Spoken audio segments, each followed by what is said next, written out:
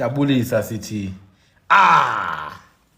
uJambase wakwalisa wakahlathi wakwacanzi wakwasanzanza isanzanza esanzonza kwathi gqi umuntu madoda uchophe etyeni uhamba ngezandla ubeke etyeni ityezi imbovane kuphala kuhle kaloku kuba yendlela iyehlela nguNtsilane ngublashe ngubhuslaze ngundlazane kuthiwa siduli kuthiwa ngube mhlophe kuthiwa mfondini wabona ubulawe ngathi ngumthakathi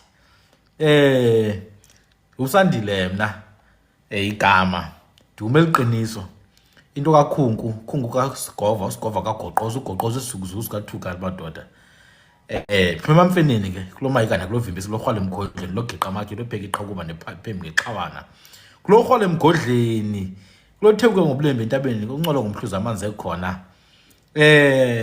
zalwa kaloku mna zihlobo zikakhawuta zihlobo zikagcaleka zihlobo zikangconde ndizalwa ngamanzi odwa ngonyelezi komaphango ngongqale ngongqangi ngqasini ngoqhuqa ngoqhamu ngowele liyobe phambili liphuzu ngaseva kumtya nethunga kwekwasemanzi othweni ngohoyini bafazi besikizile letshulo neyiphazam nithi abantu isidoda ngomlehlanye lesifwazi tsibankulu kayuthu ntaba kahidi ngusiqasomile simlozona zintshaba ngugwadela ngumgqwetho ngunabele emntwini madoda into zikahebebe sihlobo zikakhawuta eso sihlobo zikagcalekeso amanzi odwa ngonyelenzi komaphango omangxangengxangxasini madoda nalo ni umzukulwana pha emantlaneni konhlanga konqabane koziqeleka sikonqunqushe kodlamba ngobende amanzi ekhona umzukulwana pha emapehleni kocabasho inkomo zibomvu madoda into zakulo ibeka wakulokani into zakulo lubisi zikadikana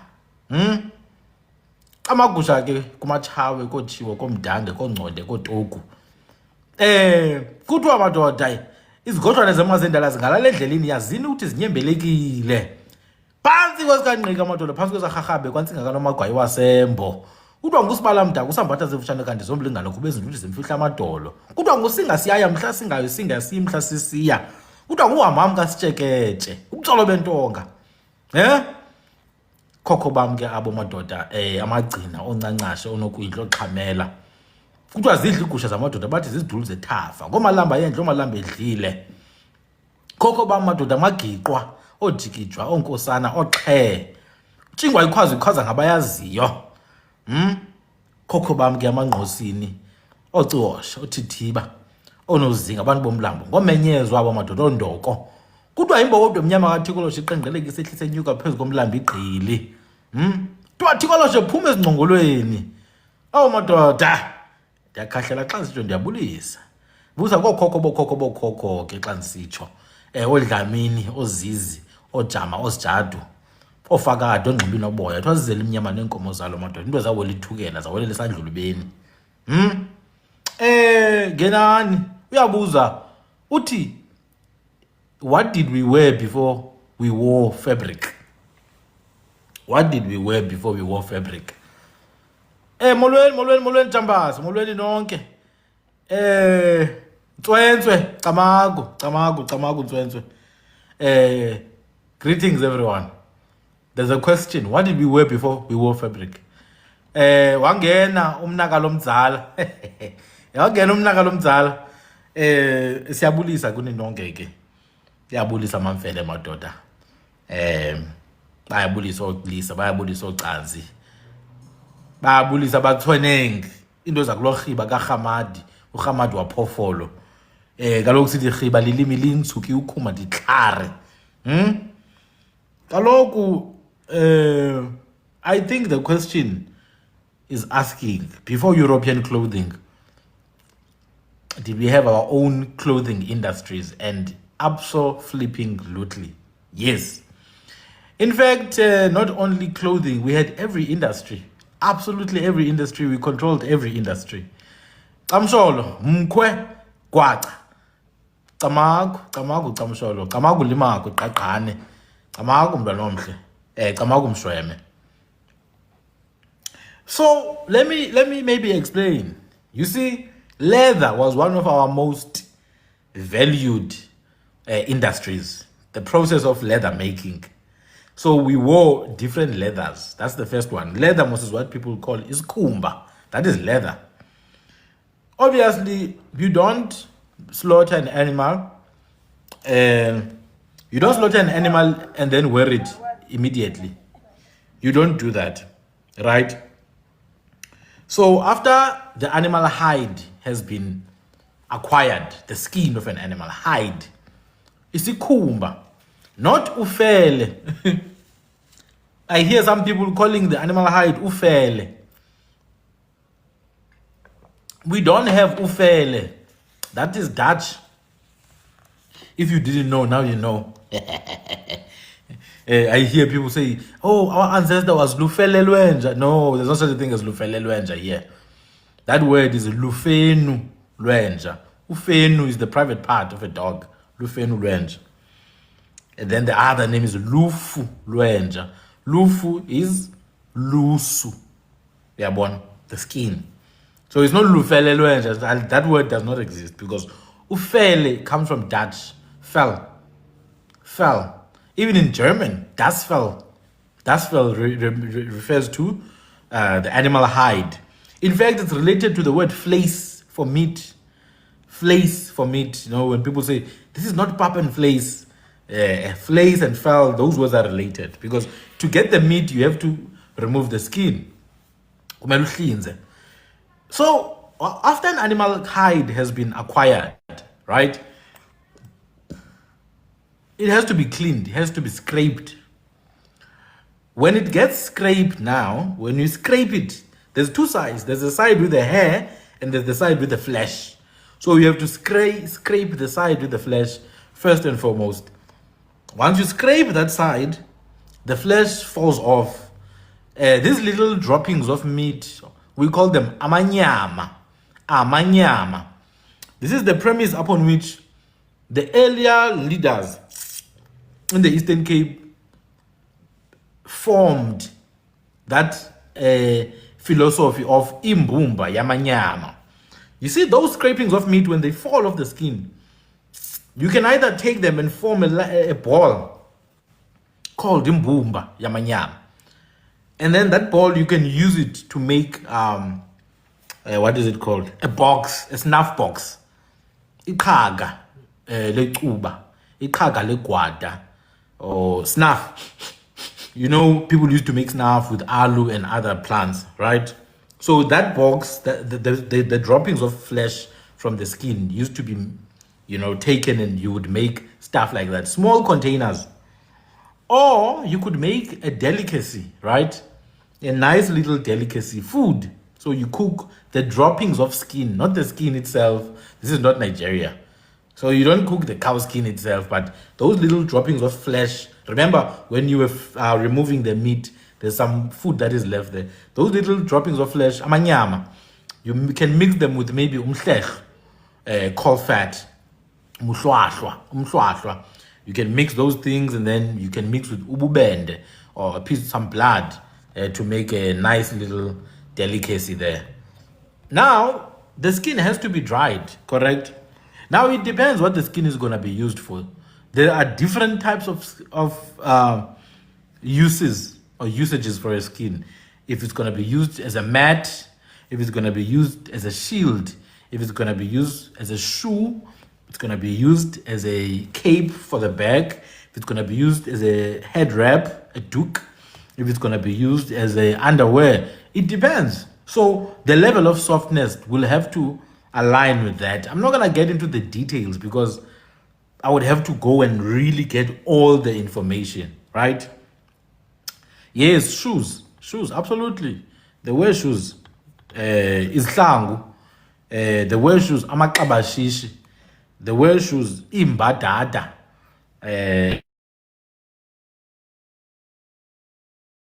You see. Also imbeleko as well, the baby carrier called imbeleko, if you're going to make imbeleko with the skin.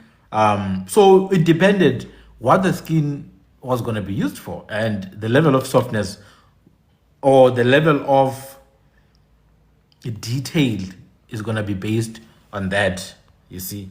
So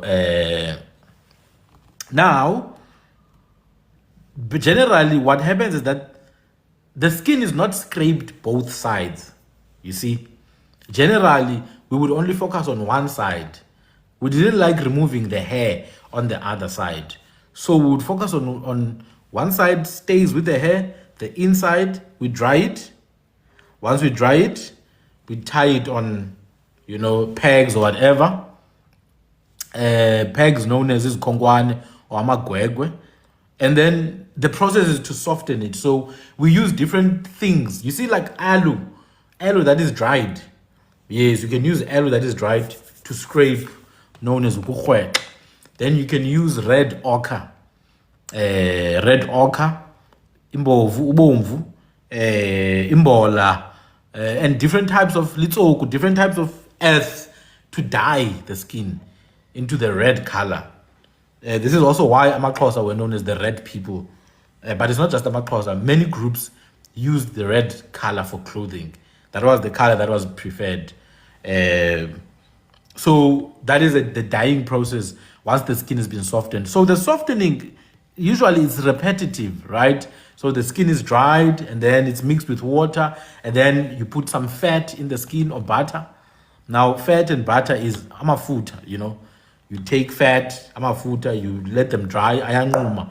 Once amafuta nqume, you put them on the skin, you apply amafuta, and then you mixed with imbola. Amafuta mixed, or the fat, or the butter mixed with, what is this thing? With the soil, the red ochre. They penetrate the skin, dyeing the skin color. You see? But the skin has to be scraped softly, thoroughly. So this is not, primarily it was a man's job to make this kind of stuff. But this, at some point they give over to the women. Where I'm from, the women do the scraping, as we call it. They do the scraping process with imihlaba, the dried aloe things, and then it's done over and over and over again. As I said, the length of the process is determined by how soft you want the hide to be. But anyway, from that hide now, you can have a softened hide with one side with hair, another side with no hair, but very, very strong, almost even rainproof at some point, even possibly waterproof, Now, what did we wear? What did we make out of those skins? The first thing is ingubo. Ingubo is the first, most generic thing. Kubo, ingubo, the traditional skin blanket. Now, ingubo is the one people put on when they sleep. Yeah, no, ingubo is animal skin. The word ingubo means animal skin. That's what the word ingubo means. Ingubo and isikhumba is the same thing. That is the most generic thing that almost all our cultures did. Kubo. And then it tended to be big. It tended to be a cow. Ingubo tended to be cow. The normal blanket, even for sleeping, it would be a cow, right? Now, what do you put on in your body underneath that blanket? Well, starting with underwears, we had things called ingqiba. Ingqiba was this kind of underwear that was made out of skin. This is why the Dlamini people are called Ngqiba Inoboya. Ngqiba Inoboya, which means their underwear, the hair was not removed from the skin. It was still full of hair. It's Ingqiba Enoboya. So Dlamini Fakade Ngqiba Inoboya. That is Ingqiba. But you also had other things that people could wear, like isidla. Isidla tended to be a shell of some fruit, you see. So like a big shell of some fruit, you take out the fruit and the pit, and then the shell would be put on the private part, especially by young men or boys, to cover themselves. And then ibheshu is Ndebele, yes, and then women also had isidwaba to cover. Then now, of course, there are other things that people must wear above, but boys and girls, they wore minimally. They didn't need to cover their bodies that much. You see, as long as the private part is hidden, the rest of the stuff don't need to be hidden. Boys didn't even have to hide their bums, actually. especially the younger boys. Like they were walking around with bums. You see, the girls, as long as the specific important parts are covered, they didn't have to cover their breasts because they were not sexualized. They were not sexualized. They were not objectified. So a young girl was going around with her breasts. That's it. They are seen in the same light as everybody else. Until then, they get to the age where they reach, their time to go to womanhood. Then they get introduced to new things there. Same thing with boys when they go to their time to manhood. They get introduced to new things there. I can't see my screen. Yeah. So. And then you have above Ingiba and Sidla, you have aprons, right? Now these aprons would be umgqwetho in isiXhosa. For example, you would take springbok skin and really soften it. Springbok.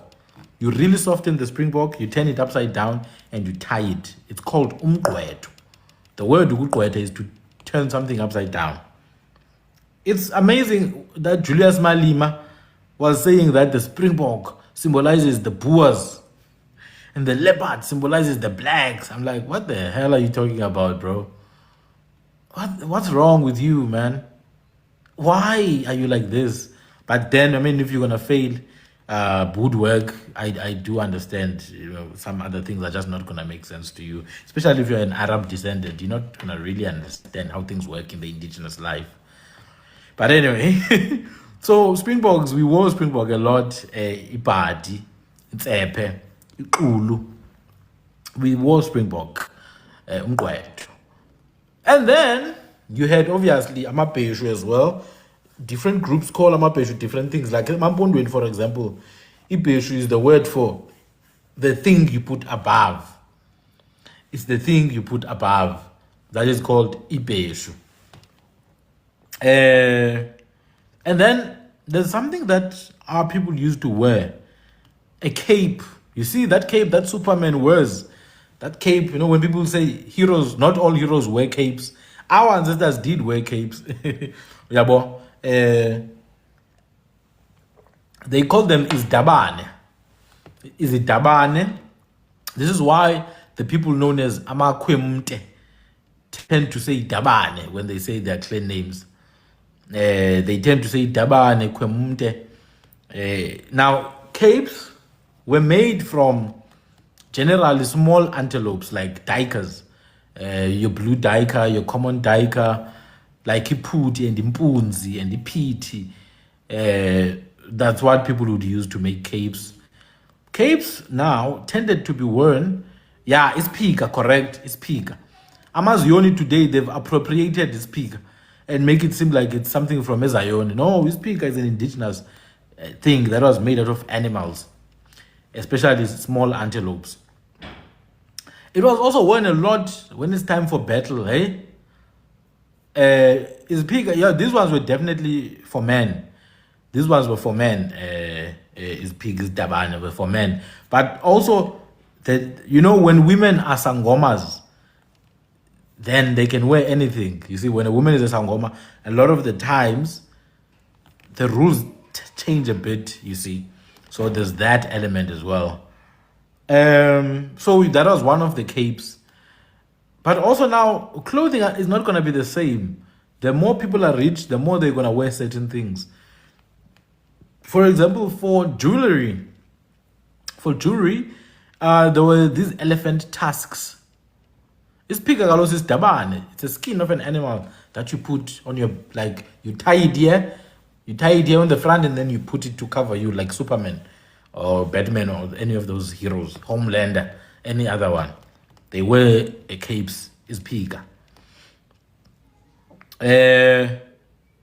Now, in terms of jewelry, you had, what is this thing? Elephant tusks, the teeth of an elephant that come out, called ivory, right? Now, those things were tended to be highly valued, you see. Even Europeans came this side to trade elephant tusks. In the Lagoa Bay, the Portuguese came to trade elephant tusks. So what you had now is that the more noble people, the more rich people, the more powerful people in society tended to wear those things. In isiXhosa, they were called izinxiba mxhaka. Umxhaka is those teeth, because ukuxhaka is to lock something in. So if you look at those teeth, they are coming this way, the elephant teeth. So izinxiba mxhaka then were those people who were noble, basically. They were noble men who could afford to wear those things. And then you also had copper, you had metal, you had iron, you had silver, gold, bronze, brass. These are different types of precious metal, izimbiwa or imbo. And these would be mined, these would be refined, these would be forged. And it was the royal families who were in charge of this process. Even trade, by the way, people think people were just trading as they want. No. It was the royal family who controlled trade, purely. Yes, that is not to say individuals did not go and do their thing, but properly. If traders are coming to a village, they're not going to come and trade with anyone they see on the street. They go to the royal family, then the royal family gives permission. It's almost like China in a way. You see, if you go to China, if you're a business, everything has to go through the Chinese government. So there was a model like that in terms of trade in the past, that the royal family decided what is done and when. So in terms of gold and iron and even ivory, who does it, who works with it, who has access to it, it was usually the royal family that decided that. But then there are many other things. You see, for example, there was a blanket that the royals used to wear, or people who were born in nobility. This blanket was called umnweba. People like Untsikana had this kind of blanket. People like Unxele, although they were not kings, but because of how important they wore iminweba. Now, umnweba tended to be a blanket of different skins. So it's different pieces of skin. So it could be the lion, it could be a leopard, it could be a lynx, a caracal, it could be a serval cat, it could be a cheetah. It could be a hyena, it could be a wild dog, different skins. They are sewn together and then formed into a blanket. This one is called umnweba. It's the most prized blanket, umnweba. It could be mixed skins or pure leopard or pure lion. Umnweba galowo, that is the royal blanket. You understand? It's not the royal family did not wear blankets made of cows. They wore blankets made of lion, leopard, or a mixture of many different animals called umnweba. Now, children, for example, they tended to be adorned in beads. You see, a child from birth, they are given beads known as ukhotso. These are the beads you put on the waist. It's the beads you put on the waist. Today, people are putting wool on the waist from some church or Zion person or Sangoma. The beads were worn by people from your family. The beads were put on you from your family, on your waist. Many beads. You wear them until you die. Ukhotso. You didn't need a Sangoma to tell you what to do. You could think for yourself. You could decide for yourself. You didn't need someone to tell you, hey, your life is falling apart. When I pay me 200 rand, I will help you. Christ.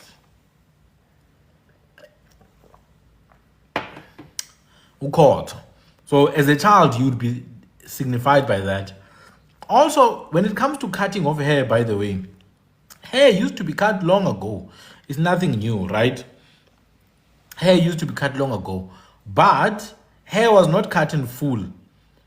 So you would cut hair and then leave what we call isngcungcu here. You would leave a tuft of hair here, or you would leave a round circle of hair known as umqhele. Umqhele, the one you see KwaZulu, it actually took over from real hair that would be left. Why? Why leave a bit of hair? Well, you leave a bit of hair because when you remove all hair, the understanding is that someone died. So it's a process of mourning. That's why when you go through any rite of passage, any process where you will enter one person and come back another person, you tend to cut off your hair. Initiation, you tend to cut off your hair. As a family member dies, your father, a grandfather, you tend to cut your hair because that is a sign of mourning, right? So when people cut hair, even children, you would leave just a little hair here in the front of the just above the front fontanelle fogoto. So you leave a bit of hair there. And then there's other stuff known as amajiko or injiko. These are grasses, different types of grasses that will be woven and twisted together. Various grasses, ingaluba, and other forms of grasses. These grasses will be dried and woven together to form these beautiful patterns and twists. We call them injiko, from the word ukujika, to turn something, right? This one women and girls tended to wear these a lot to beautify themselves. Tattoos were there, known as imivambo. Again, could be many names in different places. My paternal aunt, were the last people who had imivambo in my bloodline. So they would tattoo their body with little cuts. It's 40 years. Yes, it's 40 years. It's 40 years. See, my paternal aunts were the last who had those body tattoos, those traditional tattoos. There was another one, other than tattoos. Well, it's a type of tattoo, or ikama. Yes. Other than that, there was another type of tattoo where the old women who used to smoke a pipe, they would burn the mouth of the pipe, burn it until it's hot. Then they would take the pipe and put it here, and put it here. And then it would leave these round circles here. And then they would put something called inchongo, which is that little thing from the pipe. I forgot the name now. But yeah, they would put inchongo here, and then it would turn those marks black. And then the traditional lipstick was always a black lipstick as well. So ash, yes, inchongo, ash. So when those traditional women are fully adorned, they would be full of tattoos. They would have black lipstick. They would have marks on their bodies. They would have amacici, earrings, you see. And then they would paint their bodies red. They would paint their body or white. So, I mean, it kind of like what happened now is a complete replacement of that. People are still doing the same, but it came from somewhere else. They're still putting tattoos in their bodies as long as those tattoos are approved by Europeans. They still put makeup on their bodies as long as it's approved by Europeans and it benefits European businesses. They still put lipstick as long as they have to benefit the European way of life. Because it's not like these things were not there. We can't say that, oh no, there was no tattoo. Tattoos were always there. Lipstick was always there. Makeup was always there. You get what I'm saying? Like, all these things have been there. Sunscreen, been there. But as long as it comes from Europeans, we're going to drop everything for that. Just like names. We always had names. Kgolihlahla was Kgolihlahla. Gedleyihlekisa was Gedleyihlekisa. Zwelithini was Zwelithini. But somehow, people felt the need to say, no, Nelson. No, Jacob. No, Goodwill. Can't help it, man. If you're not going to push your thing forward, nobody else is gonna. That's just the truth. I was saddened when I heard that there was a young lady in KZN who was unalived after she had opened a pharmacy, because that was a really good step in the right direction. The opening of the pharmacy. Because the products are still made by the same people. They are still made by the same people. AstraZeneca, Pfizer, Johnson & Johnson, still made by the same group of people, but at least the opening of a new pharmacy would open doors for the Tugani Herbal Solutions.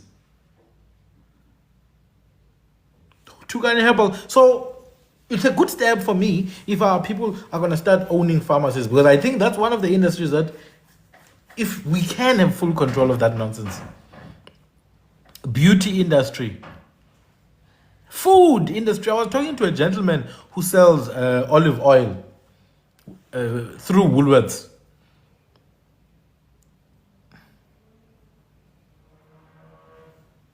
Sells olive oil through Woolworths. And we were just talking about the indigeneity of the olive tree in South Africa and in the greater Africa. And he was telling me that people, the players in the industry are pushing the idea that olives can only grow properly in Cape Town. And I'm like, no, that's nonsense. Because the olive tree is from the same family as the so-called wild olive tree in South Africa. Umnquma, Mutlwari, Umhlwathi. It's from the same family, so it's the same sister trees. But the other one is doing very well. The so-called wild olive is doing very well. Its fruits are doing very well. Its wood is doing very well. So it's still a war, and the war is also based on information. People think you can separate these things. You can't separate. You can't separate the things I talk about from the reality that people live out there. That's why businesses sometimes contact me and like, we want to consult. Can we book a 2-hour consultation? Just walk us through the history and the relevance of the native olive tree. An entire business that trades with Woolworths, it's struggling. They must play by the rules of the West. So now I have to go in and be like, no, the olive tree, the native olive tree, is significant across the whole of Africa. It grows very well. And that lays foundation to this olive tree now that is used in making olive oil. So if we don't claim ownership, even of our own businesses, because you may be running a business, but you're still running a business, it's like you are renting the concepts, even the very concepts of the business you're running. You're running a clothing line, Maxxosa. But somehow, all your models have to be white. Hi, gag. The only thing indigenous about that is the name Xhosa. Nothing else. Nothing else. So, even when you try to capitalize on the indigenous culture, you still have to have somebody's hand up your asshole doing this.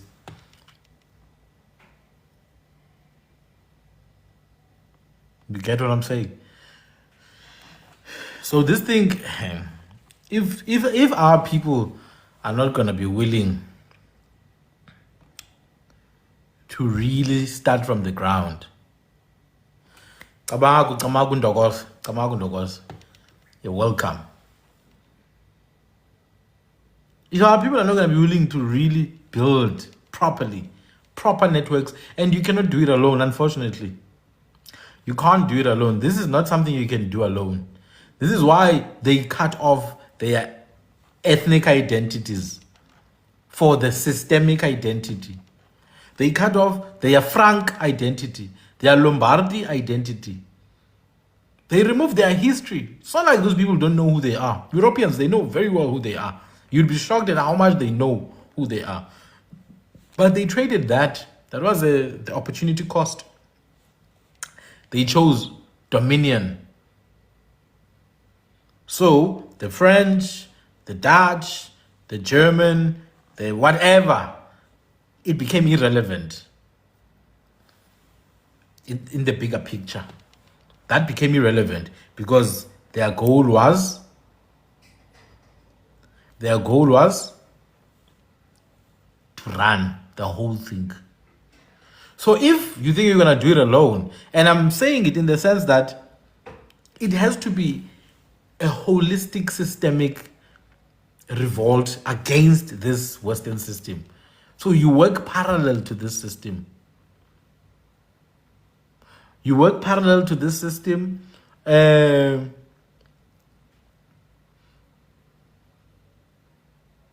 was a gentleman here yesterday who says, no, we must instill Isintu. We must introduce Isintu. We must institutionalize Isintu. It has to be outside of the traditional systems. That's what I'm saying. It needs to be outside. Okay.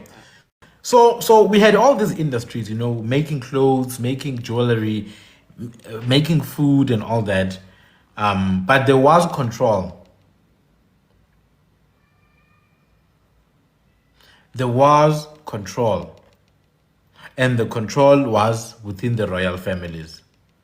So you did not, a European cannot just come to a region and then decide who to trade with. They were forced to trade with this person and with that person by the order of the king. It was not a free for all. You couldn't just come to a place and decide. Amahlubi, for example, they traded very heavily there in northern KZN with the tembe, and they brought us the red corn called ukambushe, umbonorhweqo wasembo. Udingiswayo went and lived with Amahlubi for a while. That's where he also met with Europeans and learned about guns and horses. Then he came back, and I think he introduced that kind of trade as well, which then Umlilwana took over. KwaXhosa, it was the same thing. Since the days of Upalo, since the days of Ungonde, it was the exact same thing. The trade was controlled by the royal family. The reason why I'm saying this, people act as if we don't already have a framework of a political system, a framework of a social system, a framework of an economic system, a framework of a legal system. We had frameworks for all these things because we're fully functioning systems, self-sustaining systems.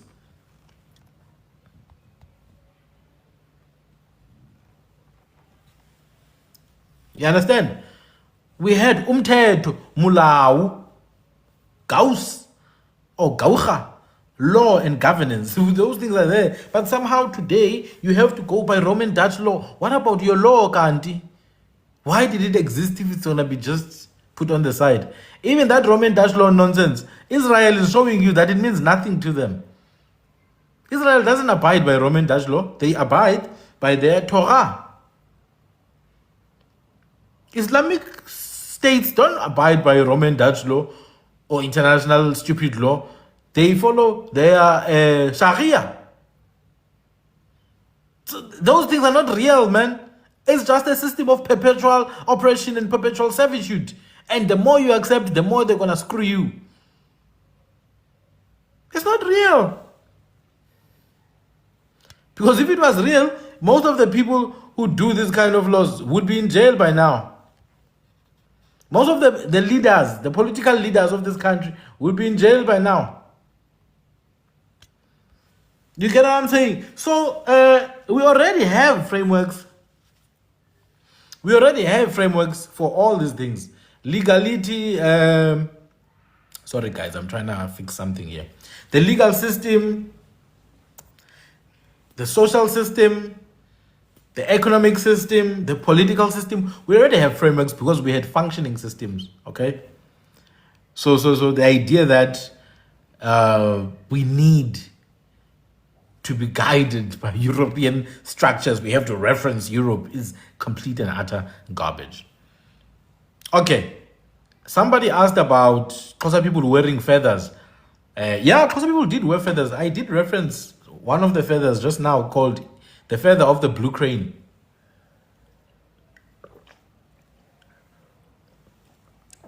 The so-called Izithwalandwe that the ANC appropriated, they took it from Xhosa warriors, that thing. The most respected Xhosa warriors used to put the blue crane feathers on their head. They had a nice headdress called Indwe in and of itself. So you had feathers coming on both sides. So that is one of the feathers. They also wear isidlokolo. AmaXhosa, isidlokolo would be made out of different things. Animal skin, especially the baboon. But you also had the minqwazi and the zangwane, which were also made out of animal skin. This is headdress. Minqwazi, zangwane. You also had amanquma. Iminqa, iziqweqwe. Different ones. Others used, what is this thing? They used beads. And then you also you have inqande, the quills of a porcupine that you could put on your head. Yeah, So the headdress is absolutely there. Now I want to talk about the beads quickly. So this part, you see, when you start asking questions about what did people wear, that's called material culture. That is called material culture. It's a very important aspect of history. Material culture of any group of people is absolutely important and absolutely relevant, because what did those people use? What did those people use to dig the ground? How did they build those things? What did those people use when it was raining? How did they prevent rain? How did they transport water, etc.? That's answered by understanding material culture. So let me talk about beads. What are beads? Originally, you had beads that were made out of what is this thing? Ostrich eggs, ostrich eggshells. So you take the ostrich eggshell, you boil it because it's so hard, correct? You boil the ostrich eggshell, and then once it's boiled, you take the eggshell as it is, you dip it in cold water, and then you see that's like a temperature therapy kind of thing. Once the ostrich is cooled down, you cut it into small pieces. You drill a hole in it with a stone tool or any other drill if you have. You use a thread to make beads, a necklace. It's called intsep or intsek. Intsek, yes. Ostrich egg shells. That is the first type of beads. Second type of beads are actual seeds from trees. I'll give you an example. The tree known as umkoka and the tree known as what is this tree? Umsinsi. Umkoka and umsinsi. These are some of the trees that have seeds inside of them. So around October, around August, if you go and look at the tree, it's got pods. Inside those pods, there's seeds. So those seeds, you drill holes inside of them. Those are beads, natural. The third type of beads are made with clay. So you take white clay, you take red clay, you form it into little round circles, and then you drill a hole through them. That is the third type of beads. The fourth type of beads, remember it's what? Eggshells. It's seeds from trees. It's clay. The fourth type now is naturally occurring, what do you call this? Ubuhlalu, like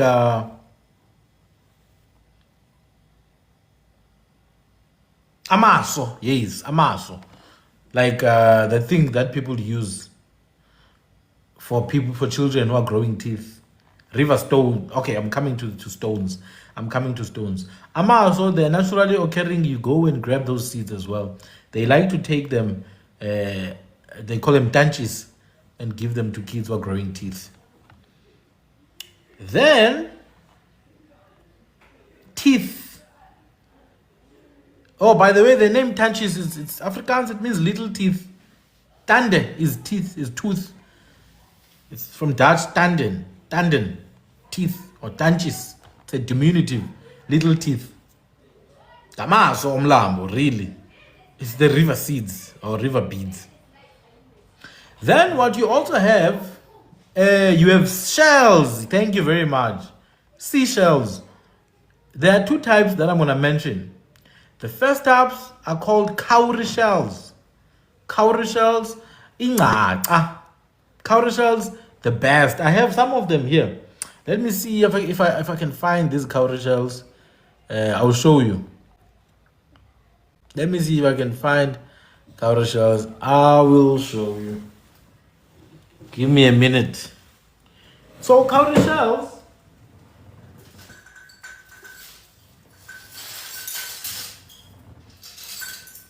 are some of the seeds that you can use for beads. You see, I think I found them.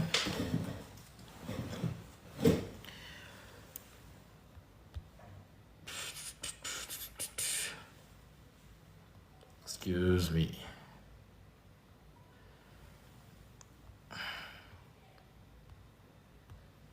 You see this? You see this? These are also beads.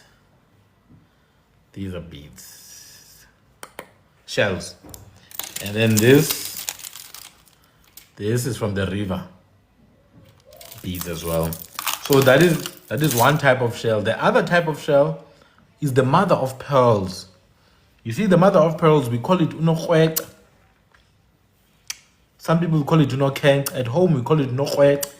These are shells where inside you find pearls, which is my next step. Now, after shells, you've got stones. It could be pearls. It could be other types of stones, river stones. You can also use those stones to drill them. You have to be really good at it to make beads. Then you've got teeth, animal teeth, amabamba. You see those animal teeth that are put here. It's another type of necklace. And then plants, wood. You see when a woman is given birth, they tend to have a necklace that is made. Yeah, claws as well. Claws as well, animal teeth and claws too. Amathupa. And then you have those wooden necklaces that women wear, especially when women have just given birth. We used to make them. We make them out of umtomboti. We call them amakhubalo. There's also those ones. And then the last ones I'm going to talk about. It's these beads. These ones. Ubuhlalu.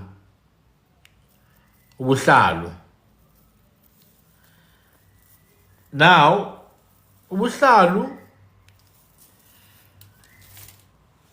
we traded these ones for a very long time. In fact, at some point, these beads were a currency you could buy with these things. Like with a bag of beads, red beads you could buy. So with a bag of 5 bags of red beads, you get 2 goats or 10 goats or whatever.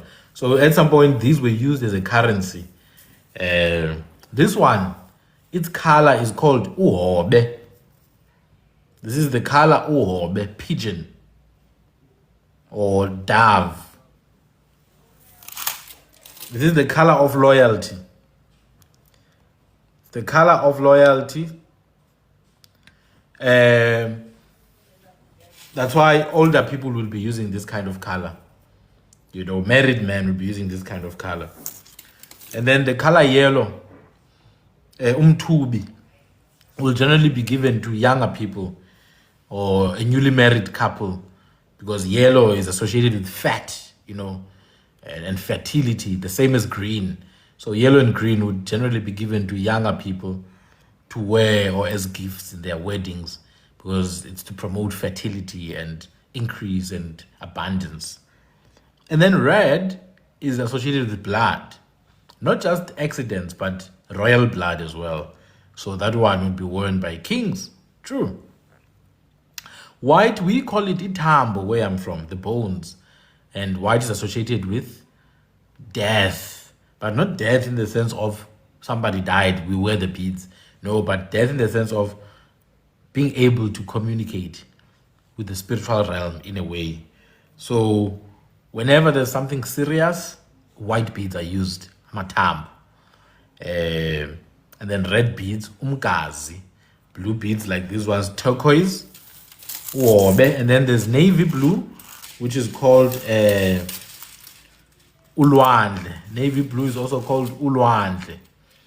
And then, yeah, there are black beads, but where I'm from, they were not used at all. But I know Amaswati, people like Amaswati, they do use the black beads too. Where I'm from, the black is naturally occurring in a seed of a tree. So you'd find that the seed is black and red, and therefore naturally it's going to have black and red. And then you're going to have, what is this? I'm forgetting now. One more bit color that I wanted to touch on. It's fine. Anyway, I'm not gonna get pink. You see the pink bead. The pink are called, actually, interestingly, they are called isigcawu. The pink are called isigcawu.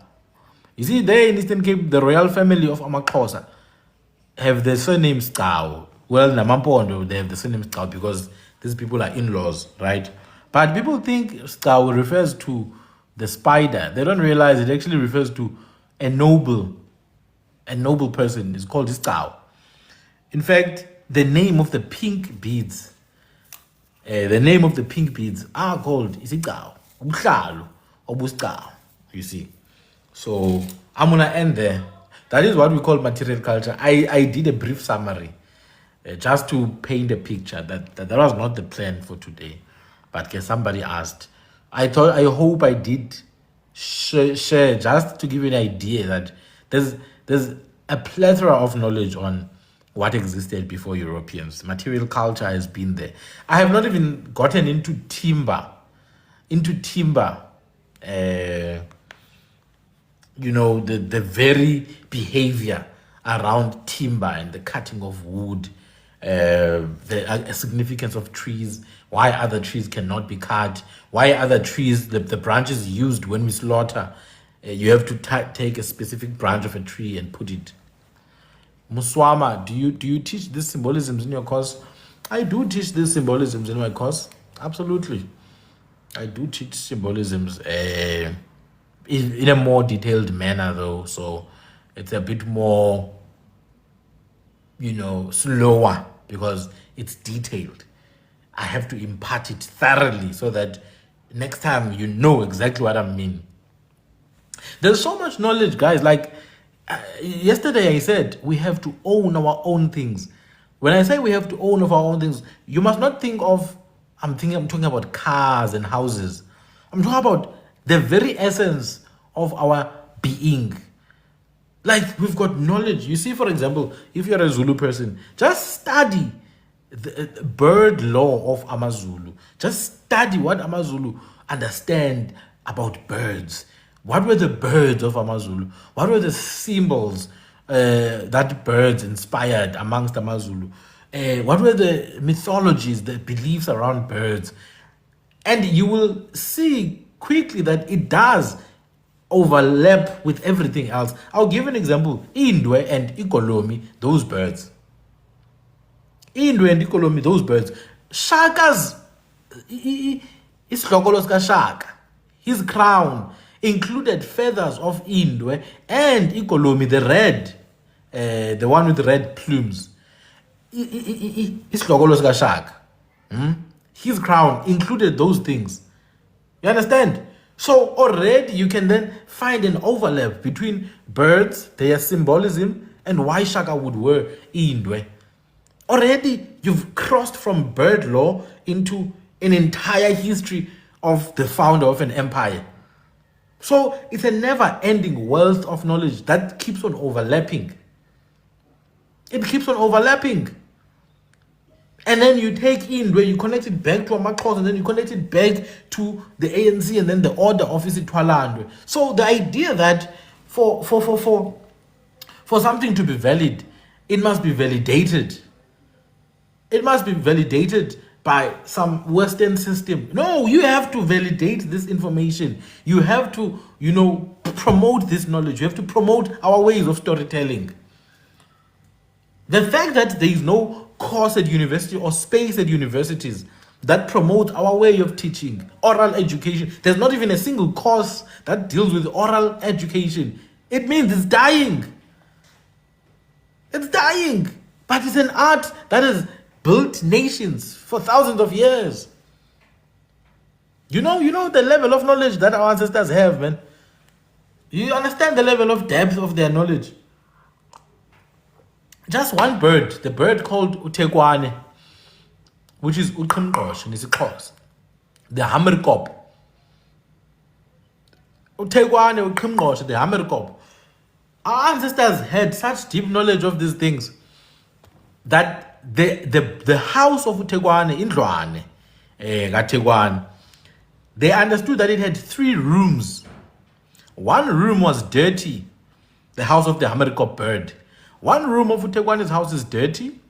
The other room is very nice. It even has a pillow, a wooden pillow that is soft.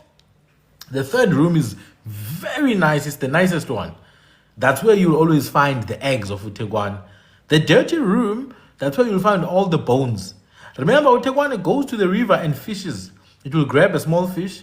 It will grab a frog. It's a small bird, but it's got a massive nest. It's full of frogs. That thing will take 20 frogs, unalive them and leave them there in the house. And then it will give birth. It will release the egg and whatever. So that observation alone, from understanding how the thing constructs its house, to then mimicking its cry, to then making, creating sayings and idioms about uThekwane, because it spends hours on top of the sea, on top of the river, hours and hours, looking at the water, looking for food. Ancestors were like, this bird, it admires itself because the water can reflect. It's like a mirror. So they were like, this bird admires itself. To this day, if you someone who's always looking at yourself in the mirror, elderly people are like, hey, mnanam, uThekwane ephezu komlambo esithi ndimhle ngapha ndoniwa yile ndawo, ndimhle ngapha ndimbi ngapha yile nkobonkobo. So again, I'm just showing you how knowledge in any sphere in the indigenous sense transcends not only time but also across sectors. So by learning about just the bird law of a culture, you cross over to the symbolism and folklore of that culture, which crosses over to the war and military history of that culture, which then crosses over to the laws, etc. It's an untapped industry. That's really what it is. Okay. I hope I answered the person who had asked about what we wore. I wanted to talk about something. People are accusing me that somehow I'm turning Bantus into I'm saying you guys are San. And I didn't say anything to anyone. I didn't say anything to anyone, guys. But I'm not gonna keep quiet and accept nonsense. You see, in isiZulu, now we are moving to the second section of this live. In isiZulu, I had touched on the other time and said, if you know isiZulu, you would know that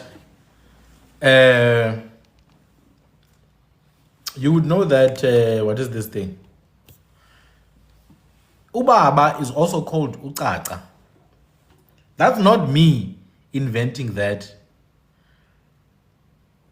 Ubaba is called ucaca. I'm not inventing it. It's there. You just have to look for a Zulu dictionary and find it. Uswazi is also called ucwaca in isiZulu. I did not invent that. It's the Zulu people who speak like that. The number 7 was not called isikhombisa original. In real isiZulu, it was called isinqa. Again, I did not make that up. It's there in isiZulu. Same thing with isiXhosa. When something is 1, we say ingumcwe. It's not my problem that cwe of amaXhosa, cwe and cu of amaZulu is the exact same thing as cwe of the Qora. It's not my problem. It is not my problem. You get what I'm saying? So now I'm going to continue even further. So that if you are a Bantuist or a First Nation, Aboriginal, Brown Nation, mixed breed, whatever, so that you can even get even more frustrated. I'm going to show you now. If you don't like the fact that Kwinkia, Kwemana, Kwedam, Khotan, and Isintu clearly come from the same source, then that's your problem. If you don't like that, that's your problem, motherfucker. I don't give a damn. I have a message for you. A very nice message. Ithi ngeke ngikuncenge mina awena uyoncengwa ngunyoko. Ngeke ngikuncenge mina ewena uyoncengwa ngunyoko. Uyoncengwa ngunyoko. Wena uyoncengwa ngunyoko. Uyoncengwa ngunyoko mfanami. Ngeke ndikuncenge mina. Ngeke. Ndaphekwa mfanami mina, ndaphekwa ndavuthwa. Andifunisele lento ndiyenzayo. andiyinkatheli, andiyibuziseli futhi, ndiqhelele ukuphendula. Ndiqhelele uphendula mfanam. Eke awuqhawuka unobathala ngokawulimaza etyeni ndoda. Tsi ha. Awushaya umama kodwa mfanam. In isiZulu, the whole word umuntu ne, that they over exaggerate its importance. It is as important as the word umucu. It is as important as the word umucu for a person in isiZulu. Umuntu is also called umucu. Why is the other one more important than the other one? It's called umucu. If you have a problem with that, go and jump off a cliff. It's umucu. It means a person. In isiZulu, it's umusho. The word umusho means a person. Once again, in isiZulu again, the word umenzo means a person. The word umabi also means a person. The word umuyo also means a person. So it's umuntu, umucu, umusho, umuyo, umenzo, umabi.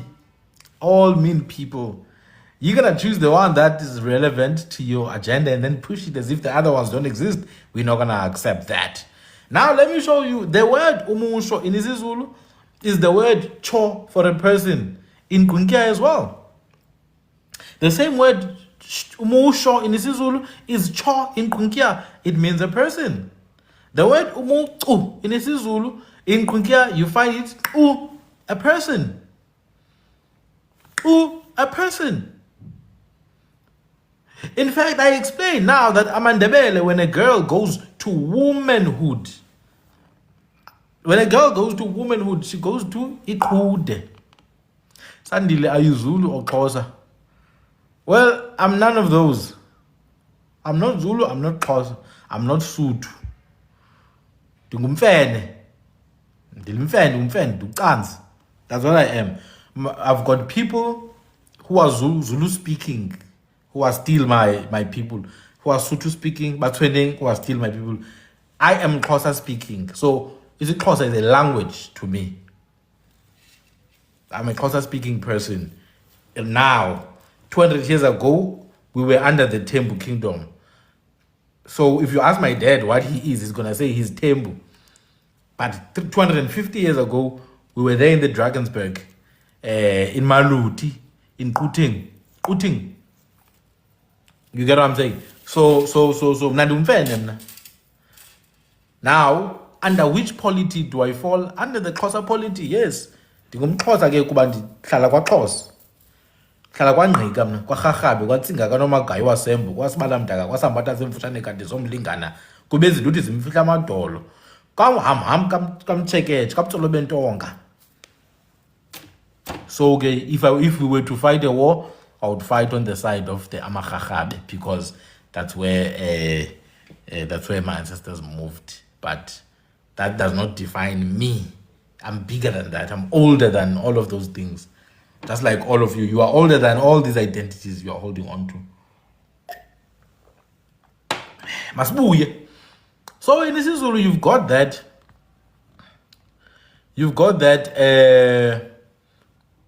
Umusho for a person, umucu for a person, umabi, umenzo, umuyo. Now that sho, as I said, is cho in Kunkia. It's a person. Cho, it's a person. That umucu is a person. Please listen. I said to you that Amandebele, when a woman, a girl reaches that stage to go to the initiation, they call it a kude. So that woman will go, that girl will go to ikude. But what is kude? I then explained that kude is actually, it comes from a word that means blood, primarily. Oh means blood, correct? Now, de is a feminine suffix for plural. It's ode, where the blood has come out. That's one. And then two, u means a woman. It's a Kunkia word. It means a woman. Ude literally means womanhood. Isifaz, abafaz. So that girl is going into womanhood now. So that ku means people again. It's Ndebeleni. That ku means people again. Now I'll add a layer onto this.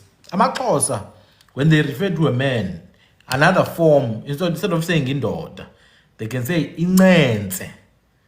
Incense or incensa. Doesn't matter. It's ncensa. If you go to Kunkia, the same word exists. It's nce or neki. It means man. Nce actually means people. Nce means people. Just like mu means people, which in isiZulu it's umuntu, abantu. So these words are there. Kwi, khe, kwe, kwe, nce, gu. Even another word in isiXhosa is gwati for ladies. That gwa is the same that the Komani people are using when they refer to themselves. Ngqwa. You speak the language of the Ngung people. Ngqwa, that's gwa. And then because it's women, they pluralize it as gwati. So gwa also means people, but it also means females. Gwati, the female people. It's gwat. Bafaz. Bafaz. So these words are there.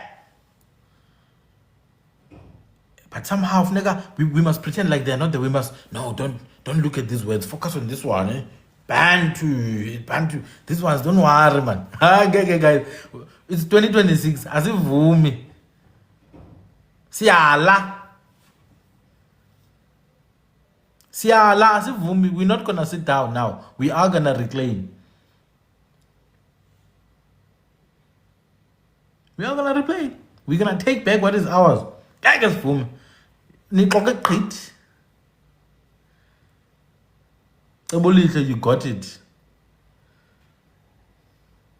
You got it. So that's where you go with the word "u" and "sure" in isiZulu for a person. It's also kunkia. Now, did I make that up? I didn't. It's already there in isiZulu. I didn't make that up. It's there in isiZulu. If you have a problem, speak to Shaka. We take everything back.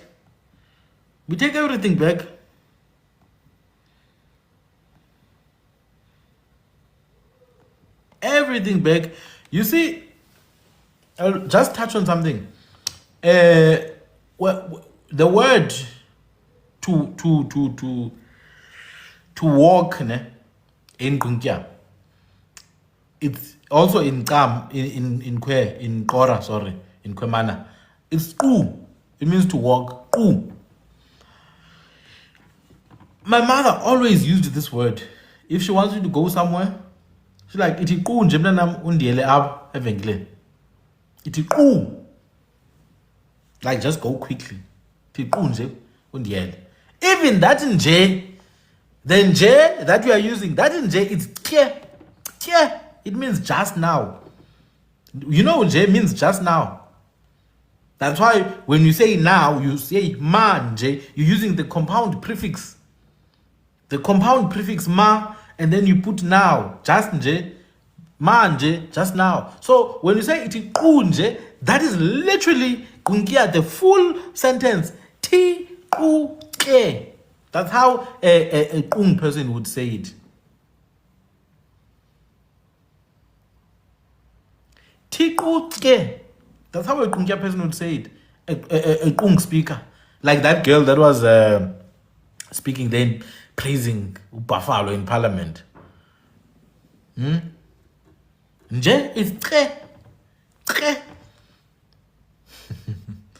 It is kunje. Tiku tre. Go quickly now. Or go now. Just go now.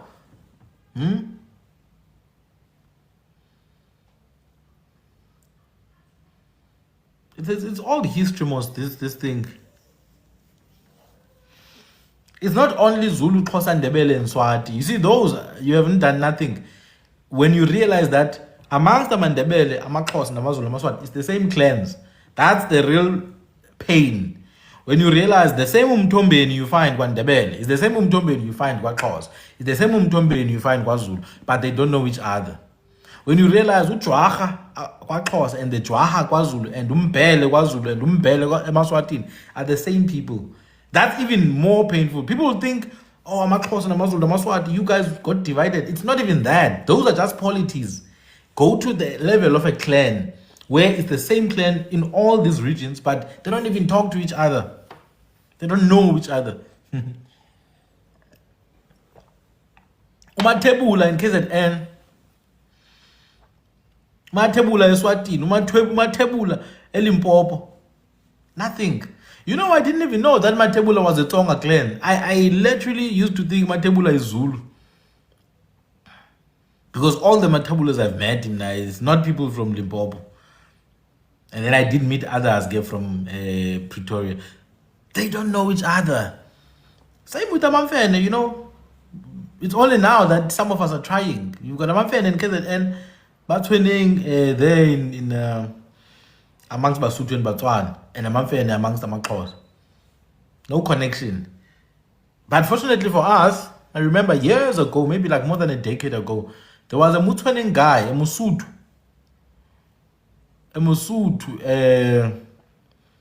Now that guy, he used to involve himself in our things, eh? I'm not gonna lie. He was a guy from, I don't know where he was from, but he found my family, he realized we're the same clan. He was a Mosotho, we are Xhosa speaking, Mara, he used to get involved in when we do traditional stuff, he's there. That's how it works. So the scattering is not even at a national level, at a hegemonic level, like Zulu, Xhosa, blah, blah, blah. Because the royal families are not divided. The royal families are actually close to each other, if you didn't know. Let me tell you. You see, the late Goodwill Zwelithini Isilo Samazulu. He had a sister. His sister was married to the late Xhosa king of Amagagabe. I'm not sure you're getting it. The late sister of Goodwill and the late king of Amagagabe, they were married. So they were in-laws. Same thing amaMpondo and amaXhosa. Same thing amaMpondo Miss and amaMpondo. Same thing amaXhosa and abaThembu. They give birth to one another, the royal families. They give birth to one another. Even amaMpondweni. And then amaswati, they marry each other. Aswati and amaZulu, they marry each other. Mandebele, they marry each other, etc. You know the reason why? Because the reason why they are doing that, they consider civilians to be. Now, this is where now the traditional symbolism is kicking in. According to their view, the civilians are black. They're not red. In the royal sense of things. So the blood that flows through the civilians is not of the same make as the blood that flows through the royals. Yeah. So if you're not royal, you're a civilian, you cannot give birth to a royal. That's the reality. That's why royal families don't marry civilians. They marry civilians for love, not for the kingdom. Royal families marry other royal members. Somebody's asking, are they Nephilim?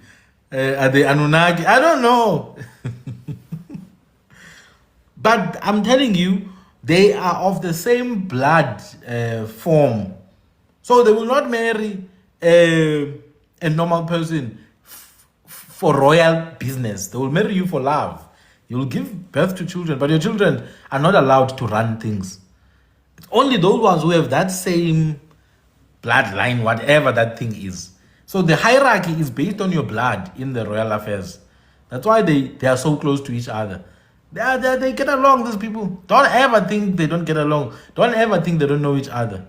So the division is not necessarily at that level. It's at the clan level where the clans are not aware of one another's affairs. So that's where the connection needs to be done. That's where the connection needs to be done. The clans outside of the royal family. You see this? It's fine. Let me not. Let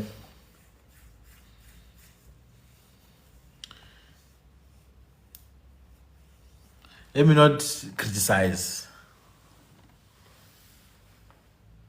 So manje Tina with royal clan names. but not royal, not from royal houses. It's one. So obviously, if you have a royal clan name, you are a distant cousin to those people. You are related to them, but you're not an important house in the bloodline. That's it. We are just a distant. If ever there would be an atomic bomb that wipes out the entire royal family and the entire first cousin and the entire second cousin and the entire fourth cousin, and then you're the last one standing. I can then shame, man. You can shame. You can run the show, but when is that gonna happen? It's never gonna happen. So you are just in a long distance relative. Are there any matrilineal lineages? Oh, honestly, I don't know. Way I don't know. I'm not gonna lie. I don't know, but there could be. There are some traditions that I see that seem to point to some old matrilineal elements. For example, when you marry someone and then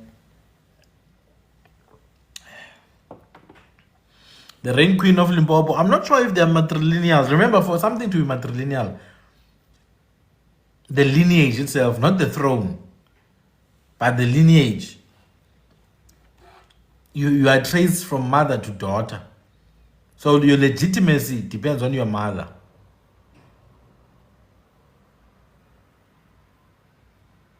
So let's say now, anyone can just go and marry the Rain Queen and give birth to the child, and then the child is going to be the next queen. I don't think they're matrilineal. The queens are running the show, but for the child to be legitimate, that's what you see. Lineage is traced through birth. So I'm not sure if they're matrilineal. I would have to look at that. But what I'm saying is there may be some old relics. There might be some old relics of matrilineal elements in our culture, because the firstborn, for example, they say the family of the mother has some claim over the firstborn. In some parts of our culture, the firstborn is actually supposed to be born in the family of the mother, even, and the name is supposed to come from the family of the mother. So for me, those elements kind of point towards they kind of point towards some relics of matrilineality. You see, some elements of matrilineal forms, but I don't know of any real fully matrilineal culture in this country. They tend to be patrilineal. Now, patrilineal, Mukon is explaining there. Mukon is explaining here. Timamullo carries an heir, so that is matrilineal. All right. Now, in isiZulu, you see,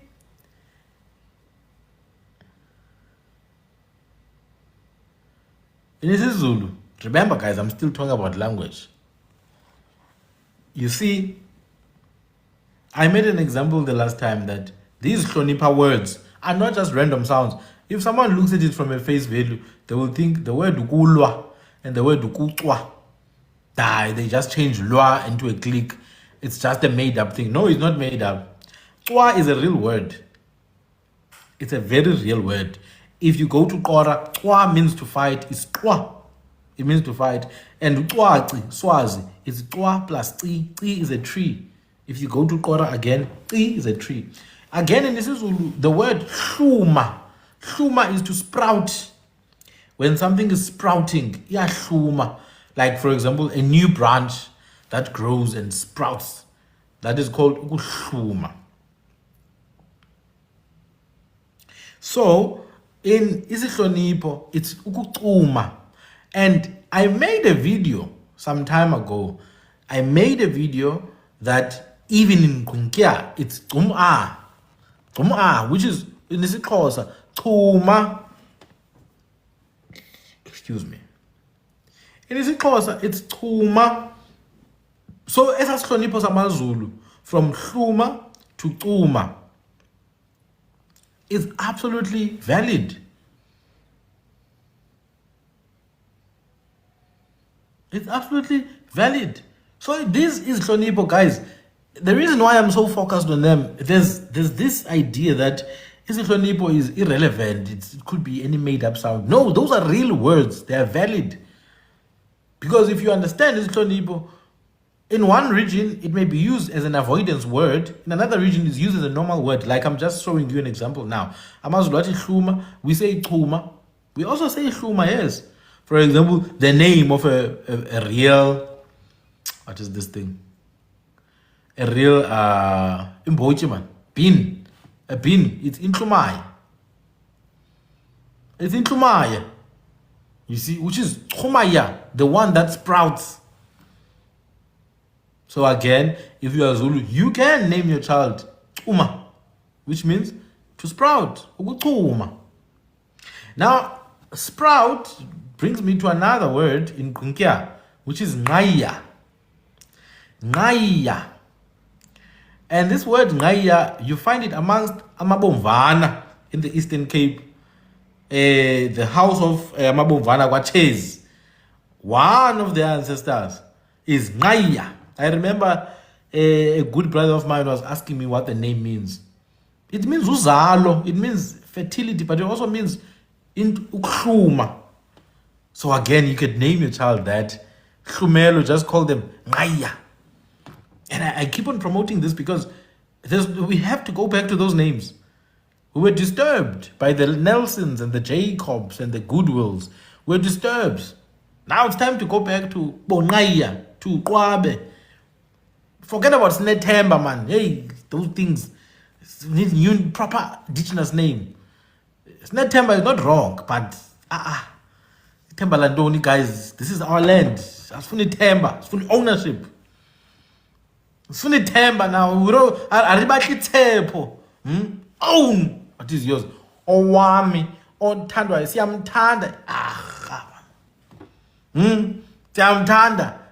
Kankolo, man. These are weak names. The weak names. Hi, guys. Who are you announcing to, Basiyamthanda? Kanti who is supposed to ba amthande? It's you, Mos. You are supposed to uthanda umntwana wakho. Siyayazi uyamthanda, bungazumthanda ngoba kutheni. Give a child a nice name, man. Hankaso. Hi, guys. Beautiful names, man. Names of birds, names of elements in the sky. You know, stars. We don't want to think, no, why? Simtandile. Of course, it's your child. Mtande. Yo, nothing wrong again with those names. I just feel like we could be a bit more, deeper. I think there was a question. Let me see. Atengos. Atengos is not bad. It's not bad. But how many Atengoses do we need to have until we move on? There are too many Atengoses. I went to school with a lot of, at some point in my class, we had 4 Atengoses. I still remember their surnames to this day. 4 of them. Like, too many Atengoses here. Yeah, so there's also that. It's not a bad name though. But we could be a bit more, we could think about stars, we could think about like the kings, the old kings. If you look at the names of the old kings, you find a name like Ngonde. You'll never find a Ngonde again. Ngonde is in reference to the Pleiades, the 7 sisters, and there's so much history there. Karabo, yo, Karabo. Hi, guys. Karabo. Hey. Safa saphela madoda. Karabo. I think I'm going to open up the floor if someone wants to come and comment. I'm going to open up the floor before I continue. But now, you see, the whole thing of language, if you notice, I'm always talking about language, It's important. I'm going to touch on the Seven Sisters. I'm going to touch quickly. But language is important because I'm going to show you something that you have not realized. Forget about the Bantuist and the First Nation. I propose that these click languages represent the oldest manner of speech, not just in South Africa, but in the entire world. Now, that presents a unique case that if these languages are the oldest in the entire world, the entire world of languages should somehow be able to trace back, even if it's in a remote manner. But they should somehow be able to trace back to our languages. And this is what confuses people. When they look at Kiswahili, they see some elements within these click languages. When they look at Kikongo, when they look at Chiluba, they see the same thing. When they look at Ge'ez of Ethiopia and Amharic of Ethiopia, when they look at Hebrew, and they see similarities, they're like, we are from Abraham. Thank you. And they love that one. They don't even want to look past that. But you could look at Mesopotamian languages as well. You could look at Akkadian. You could look at Assyrian. You'll see the same similarities. Syriac, Aramaic, you'll see the same similarities. You look at Asian languages, you'll see some similarities. I always get comments from people if I talk about, let's say, the word Khaya. I was talking about Khaya in one of my videos, and someone is like, oh, wow, that sounds like Chinese. That's probably the 10th video where someone says it sounds like Chinese. But that is the point. The point is that you should be able to trace these languages. If anything, if the history that we know, that at some point civilizations were somehow connected in some way, even if it's in a shallow manner, there should be some evidence linguistically, even in Indo-European languages, even in English, even in Dutch, there are some similarities with our languages, not borrowed words. I'm not talking about ihamile and the festire and the texelenk. I'm not talking about those ones. I'm talking about proper indigenous words that when you actually look at the Indo-European roots, the Proto-Germanic roots, you are able to see. Now, that doesn't mean that we come from those people. Just like it doesn't mean that we come from Kenya. Just like it doesn't mean that we come from Angola. No, we are from here. It may mean in the past 8,000 years, there's shared history with these regions. That's absolutely possible and most likely. So the people who are here are from here. The people who are there are from there. The people who are there are from there. That is fine. That works for all of us. Don't try to strip other people away from their indigenous identity.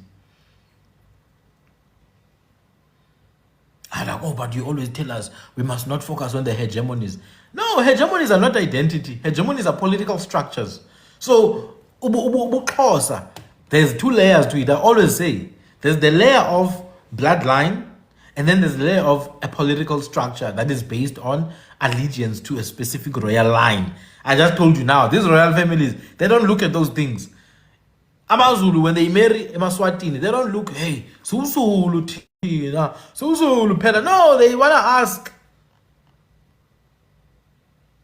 They want to ask, are you royal or not? Yes, I'm royal. Let's marry. Now, Maxhosa, when they marry Amampondo, about you, they don't do that. They marry each other because they understand at that layer. That's what matters to maintain the royal blood, the purity. Tina, no, I'm not. No, you don't understand. You do not understand. You see what I'm saying? So there should be links to a lot of language groups when we look at these click languages. And we're the last remaining, guys. We are the last remaining group of click languages in the world. They are all pushed down here to Southern Africa. But there were click languages in East Africa. There were click languages in Central Africa. There were click languages in Asia. I'm telling you, today, there were click languages in those regions. If you listen to the Somali language, you can tell there are some glottal stops, there are some affricates, that you can pick up that, something smells fishy here. You get it? Even Australia.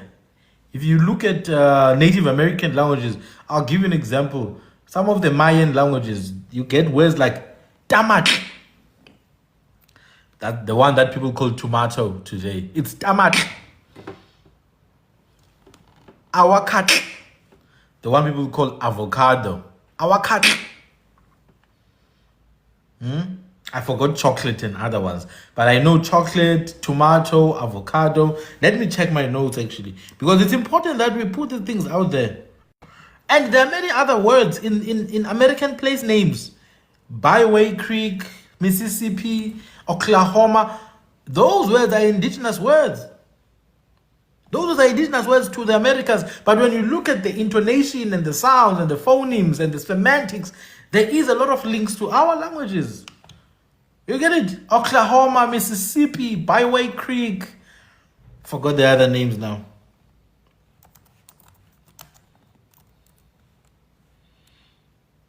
Just give me a minute. So yeah, tawat, awakat, chocolate. You have huracan. Huracan is what people call hurricane today. Even the name jaguar, it comes from those Native American. So you should be able to see these things. Let me talk about the Congo real quick. I stopped talking about that region because I know people are too impressionable. But if you look at some of the languages of Congo, you know the word Sembo. Sembo. Tell me what you think Sembo means. I will see if you guys can actually analyze these things. Sembo. Just think about the word Sembo.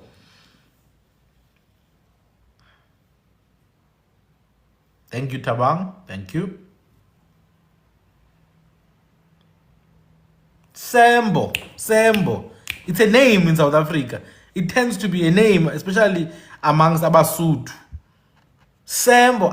It's a name. Tepo. Absolutely. It's Tepo. You got it. It's Sembo. It's Tepo. It's Temba. I'm telling you, the name Sembo is the same as the name Temba. Kitepo. Ntembo.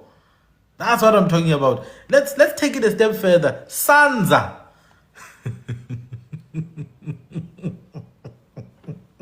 No, relax, guys, relax.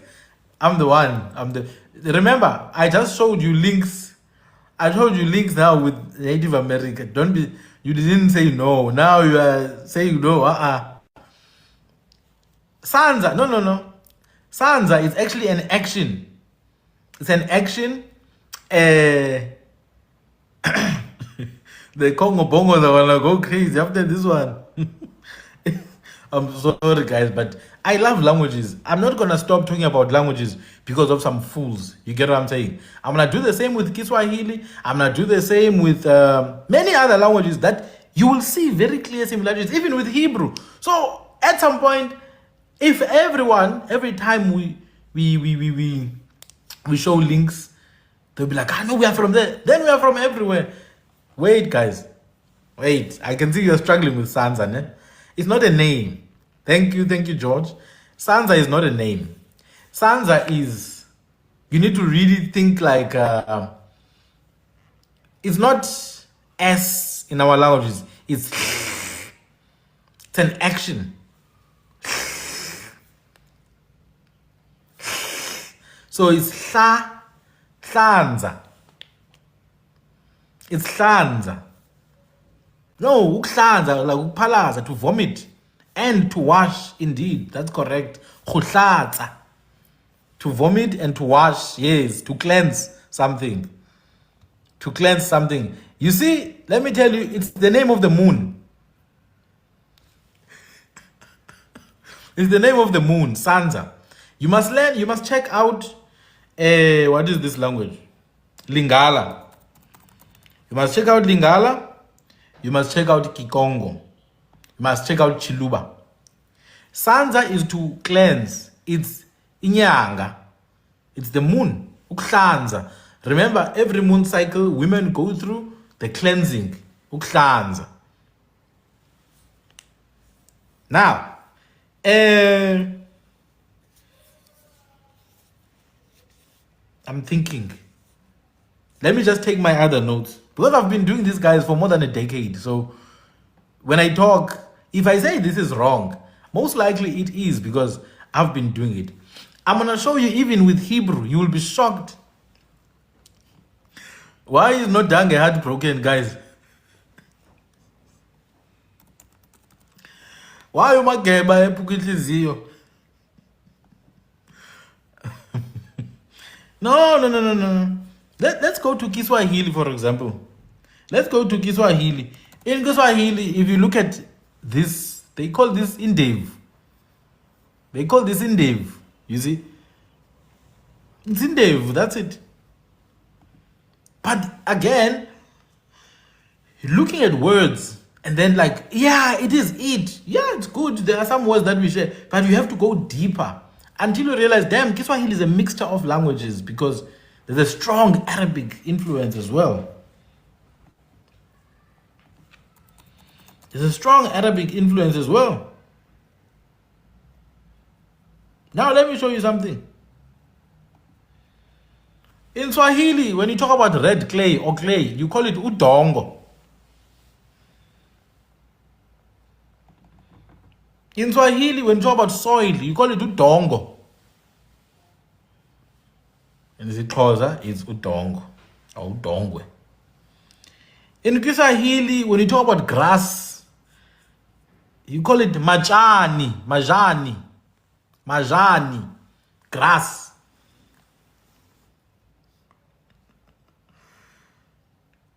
Majani. If you look at uchani, it's the same thing. In Swahili, when you talk about water, it's maji. Sorry.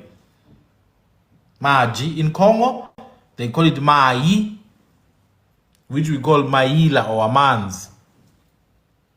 In Hebrew, it's mayim. Water. Now, the most interesting one for me. The word oya, to give attention. In Kiswahili, and in isiXhosa, oya, to give attention.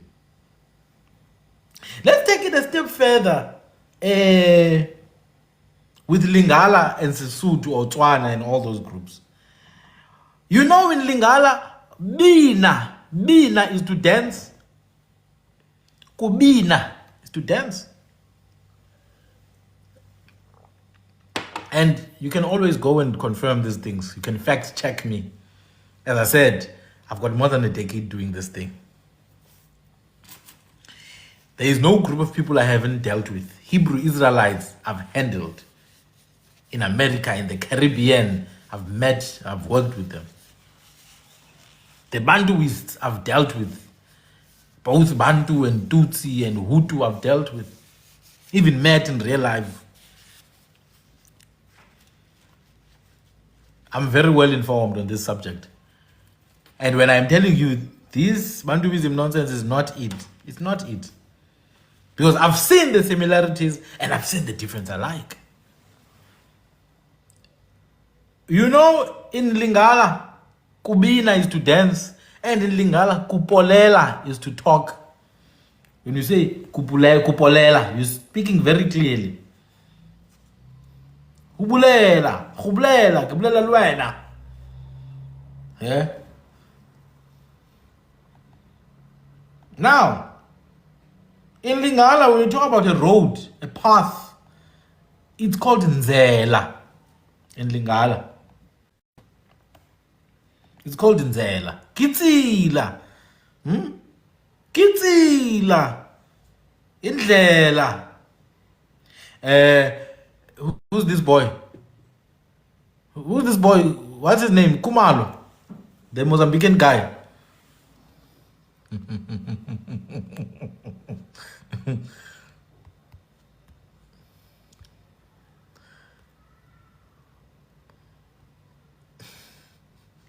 No, here's the thing. Indlela, Tsila, they all come from Kara, a road, Kara. That's what I'm gonna show you. I'm showing you all of these things so that you understand that it all comes from cliques. There were cliques in Congo, guys. There were cliques in Cameroon. Oh, not in Cameroon. But I'm sure there were some cliques in Cameroon. But in Congo, there were cliques. In Angola, there still are clique languages. They're dying, but they're still there. You don't think the clique languages that were spoken, they imparted something? No, it's not from South Africa. They were there. The cliques were there in Congo, not from here. They were already there. You understand? You think Congo was empty for 10,000 years? No, there were cliques. They were ready. There's no ancestor called Nguni here.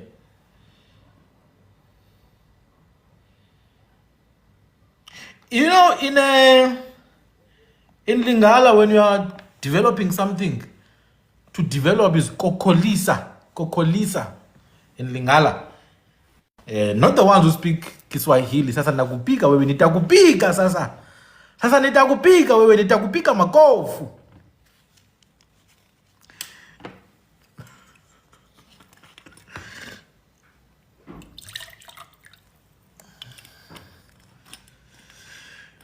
Sakala ke manje.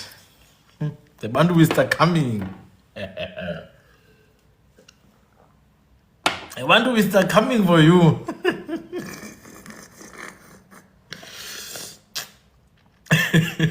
You know why I'm doing this? To show you guys. The Bantuis have nothing on me. I can teach them about Congo. They know nothing about Congo. Even the people who think they know Congo, they don't know. That's what I learned in Kiswahili. Nitakupika makofu wewe. Nitakupika makofu. Sasa nakupika wewe. Oh, well, I know also nakupenda malaika.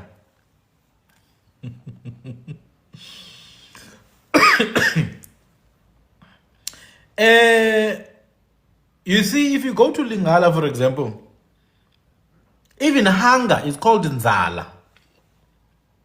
Hunger is called Nzala. If you go to Lingala, miso, the eyes, miso, amaso, amehlo, masho. Oh, shame. Umageba. Hey, it's going down there. Mageba can't breathe, guys, with this information.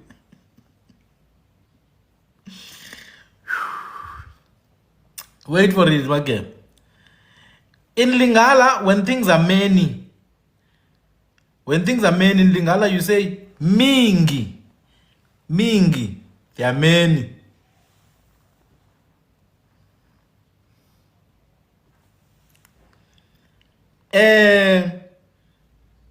I could go on and on and on and on.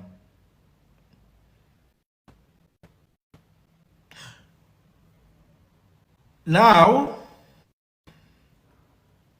no, there are many similarities, guys. For example, you see, if you go to Lingala, the word for rain is mbula. Mbula. It's correct. The word is correct. The word for rain in isiXhosa is mvula. But if you go to Kwe, it's pula, yes, pula. If you go to Kwe, it's bura. The word for rain is bura. That's why you have Burakwe people in what is this? In Botswana.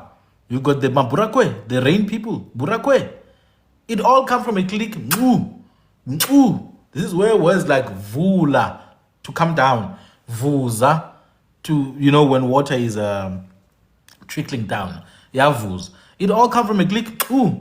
We even have a Kwe group known as Burakwe, rain people. Rain people. And then you've got in Lingala a woman, a lady, Mwasi, which is Mfaz. In Lingala you've got Lela, to cry, which is Hulila, Hulla.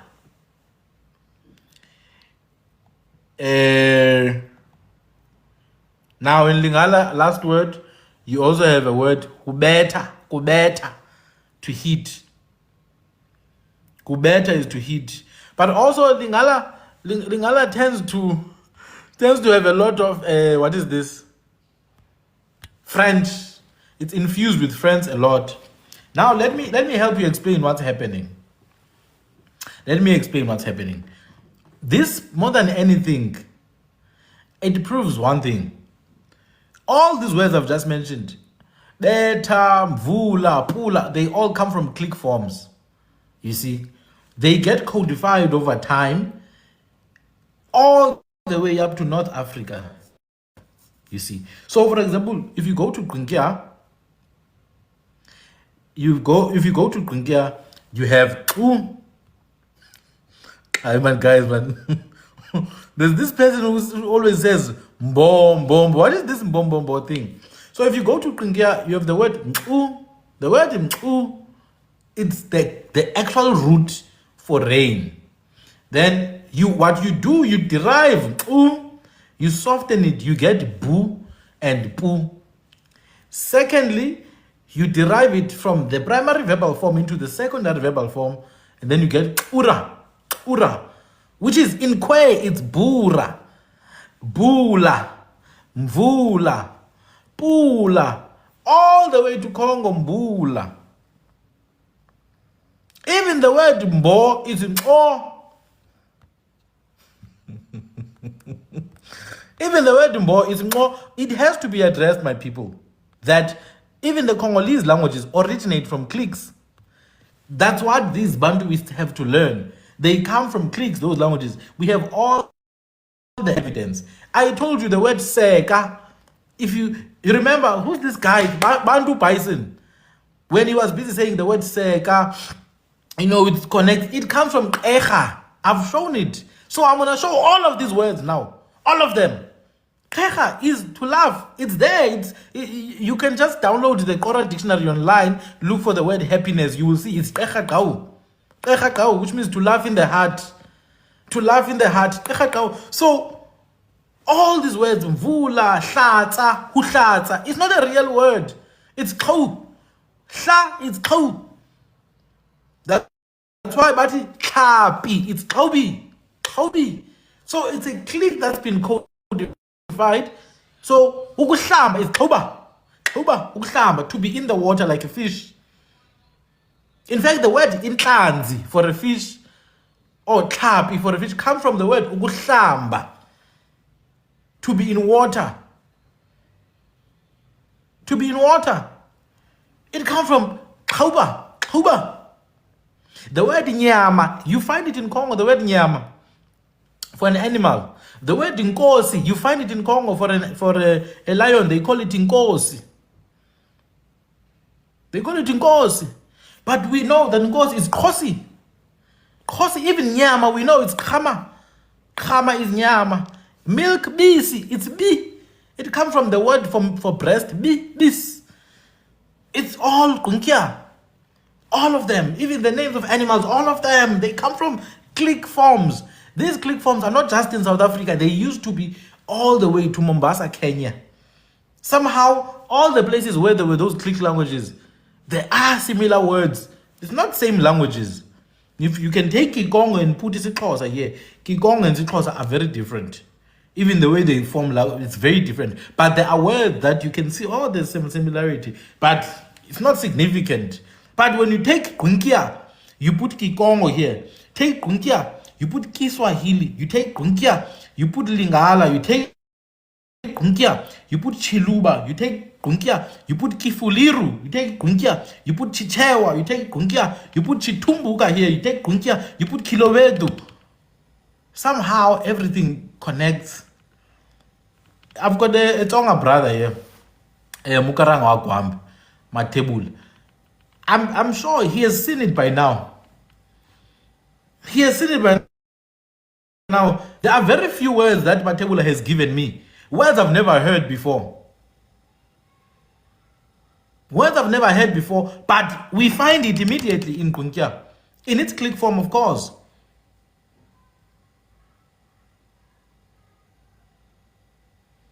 Correct. Matebula is telling me the lion is ngala. We go to the Kunkia dictionary, we find ngala for a wildcat, a type of wildcat, ngala. They tell me there in KZN, the cheetah, ingulule, we go to Kunkia, we find ururu.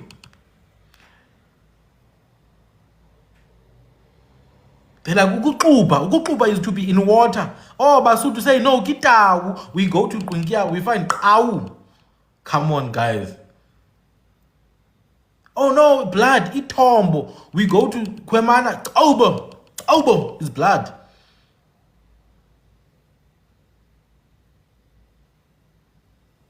You get what I'm saying? So, will there be similarities with other languages? Hell yeah, there will be similarities. Because the source, we trace back to the source. Back to the source. My people, I want you to give me the most difficult words in your language that you think come from outside the continent. And I will show you exactly that word in Qinkia. I'll show you that word.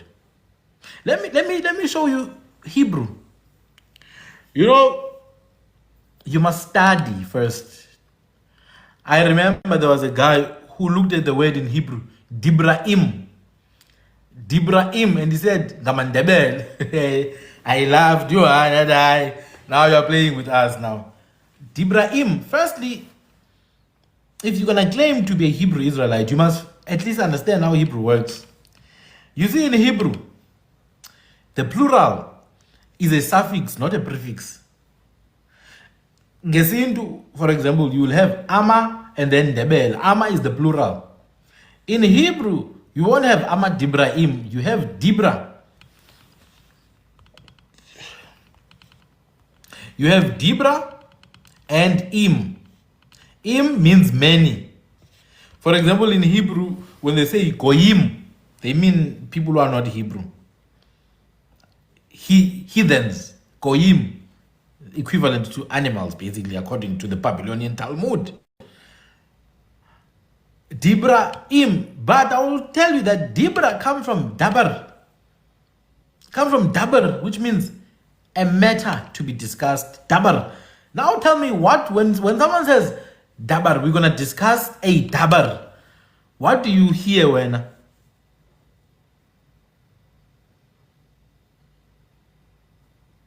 Ash. That is Hebrew. Go right now online if you think I'm lying. Search the word dabar in Hebrew.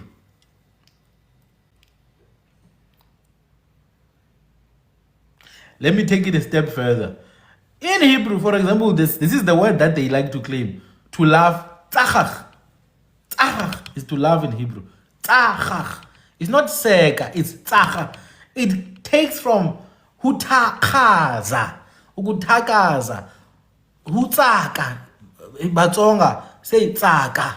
That's why you have tsakani and ntsako. Yay! Let me check my notes. Yeah, now I used to write about these things, guys, 8 years ago. I had lots of followers. Now I stopped talking about Hebrew. Hey, some guy inboxed me. You've fallen off. Now you talk about the ancestral things. I'm like, hey, this guy, you've fallen off, my brother. I'm like, you probably liked Hebrew because of me. Now it's like if I stop talking about Qinkia 5 years from now, come on, I can't talk about the same thing forever. Hey, imagine I talk about Qinkia and then you guys start abusing me. You've fallen off. Now you're talking about mathematics. It's my life. Haibo.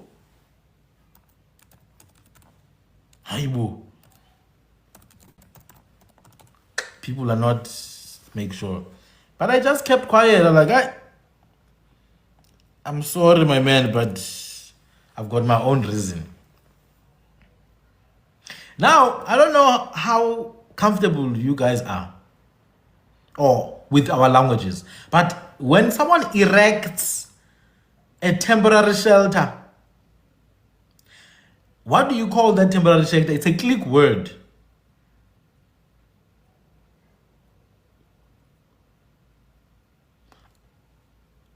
The Shabbat people, yeah, ish. Those ones.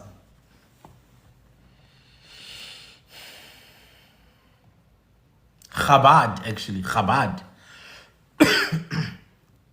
When you erect a temporary shelter, let's say you guys are traveling, what do you call that temporary shelter? There's Kames, yes, there's another one. It starts with Nu,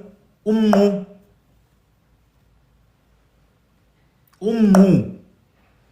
and then you finish the word. I just want to make sure you guys know what umnquba. Yes. Now you go to Hebrew, you look at the word for a temporary shelter. It's kub or kuba. It's kuba. Obviously, they can't say the click. Instead of umnquba, they say kuba. Remember dabar, we said udaba. Tzachach, we said ugutzaka. Remember, Tzachach is Isaac. It's the name Isaac, by the way. The name Isaac is Yatzacha. Diatzaka. I laugh. You see, I laugh as well. That's the whole story of Isaac's mother, because she was said she couldn't give birth to a son. But when she gave birth to a son, she felt like the Lord has made her laugh finally. So she named him Yatzaka. Yatzaka. Or Kyatecha. Yatecha. That's the name. Yitzhak in Hebrew. Yitzhak. Or Yatzak. Yatzaka.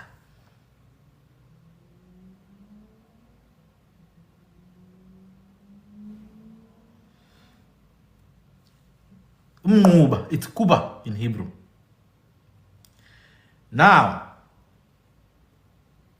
exactly, Nodange. That you get it. That's the point I'm making. The point is that you can trace almost any language. You can even go to India, for example. Nodange, you've done it. You go to Tamil, you learn Tamil words. You find these words here. You go to Akkadian. You'll find the Akkadian. You go to Mesopotamian. I will show you Mesopotamian words just now. Let me do a few more Hebrew words. I'll go to Sumeria. I'll show you Sumerian words in our language. You'll be shocked. You'll be shocked when you see the cuneiform of those words. The same thing we did with Kemet. The same thing we did with Kemet, and showed that no, those things like Tutankhamun, it's situti sakhe ongabonwa. Isithunzi salowo ongabonwa. Tutankhamun, the shadow of the living one, or the image of the invisible one. Sorry, the living image of Amun, Tutankhamun. The same way we did that, we can do it in almost any other language. Break it down and see it. But you have to go to the click form. That's where the source is. Let's do Hebrew. You know that whole thing of Armageddon. Armageddon, I'm sure you've seen the movie Armageddon. The actual word is Har. Har Megiddo. Har Megiddo. What is Har? It's a hill. Har is a hill. Now, if you speak isiZulu or isiXhosa, what do you call a hill? A place like an inclining hill, or the horizon. Har. Think about the word har. And when someone is looking there at the horizon, ujonge entweni? Enkalweni. Ukhalo. Ukhalo is a hill, or the horizon. Har. That's Hebrew. Yeah. Har Megiddo. Ukhalo logando. Now Megiddo comes from the word gathered, to crush something. Ukuyiganda.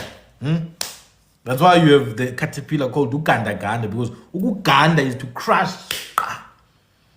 This is why some wanted to call the country Uganda, the tribe of Gad.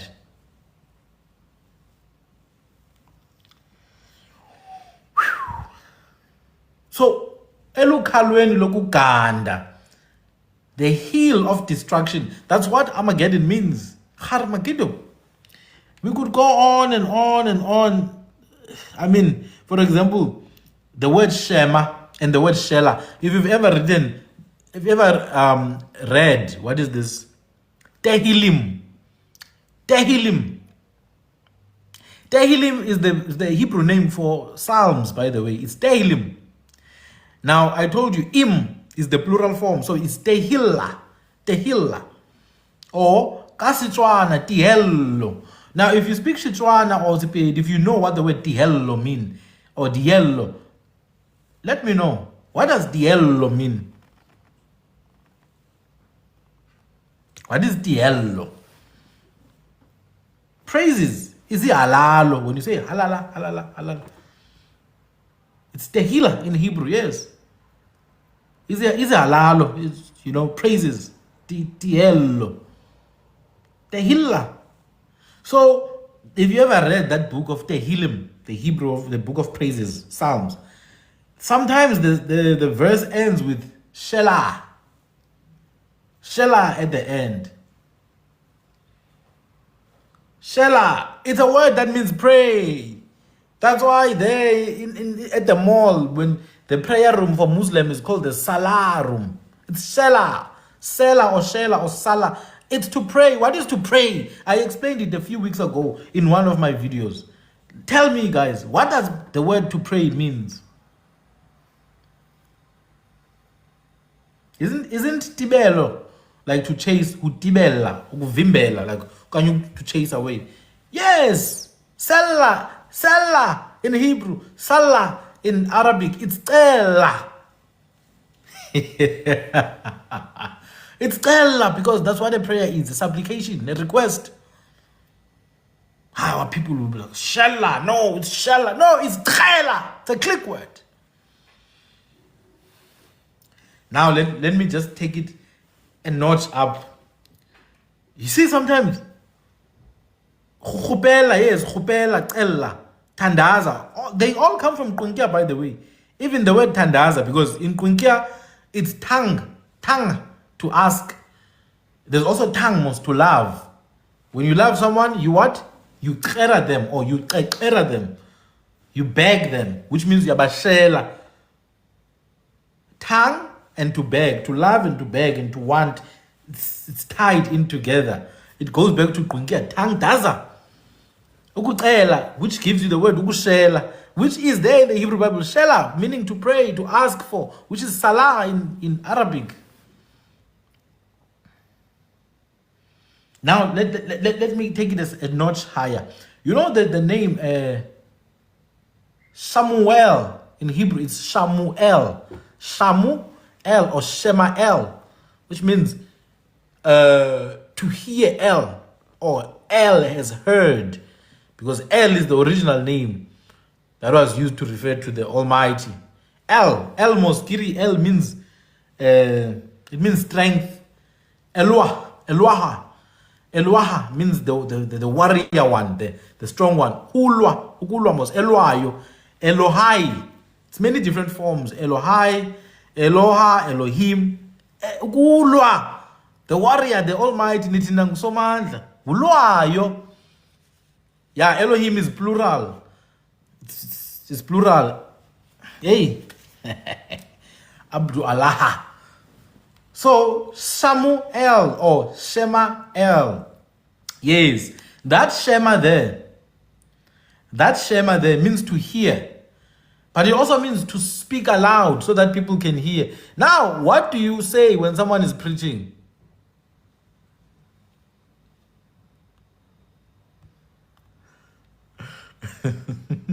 What do you say when someone is preaching? What's the verb that's used? There's even a famous song. Shumayela, Shumayela, Evangeli, Shumayela, Shumayela, Shumayela, Shumayela. Ukushumayela, ukushwamela, ukushiamela, kusumayela sindrebele. It really means to speak so loud that people can hear. It's still connected to the verb hear. Now, shuma is the actual word there. Shuma. Because ela is a transitive verbal suffix. It's a kando so kwenzela. So it's shuma. It's the same as shema.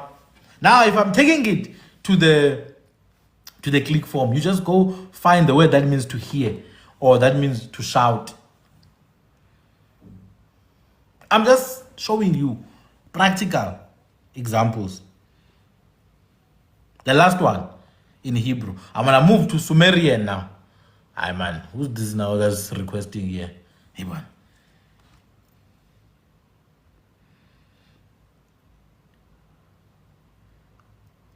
It could be. Yes. Samael, Lucifer. By the way, the name of Lucifer is it's Hellel. Because it refers to the shining Venus in the morning. The morning star is the planet Venus. So it's Hellel. What is Hellel? What is Hellel?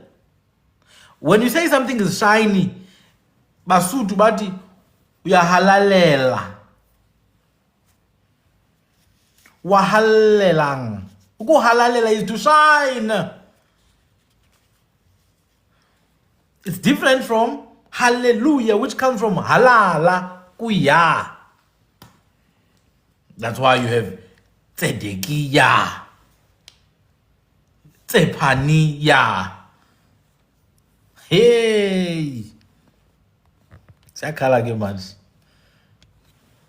I don't even want to get to the names, by the way. I don't want to get to the names, Zephaniah, Hezekiah, because you'll be shocked even more. But let me do Zephaniah a little bit. It's Tsepang. Ya, Tembani ya. Just go to Hebrew. Find the word Tsepa for Tsepania. Zephaniah. Just find the word Tsapa in Hebrew. Tsapa means to trust and hope and expect. Hutsepa. Ukutemba. Tsepania. In English, they will write it as Zephaniah. No, it's Tsepania. That word ya. You see that word ya? The one they will say Yahweh today. It's Uyakuba. Hutlahuba. Yahuba. The one who will be. Because he said, I am that I am and I will be that I will be. Ahye aser ahye. Dinguye selen dinguye. Now I learned Hebrew. I'm not a Bangomfundis. No.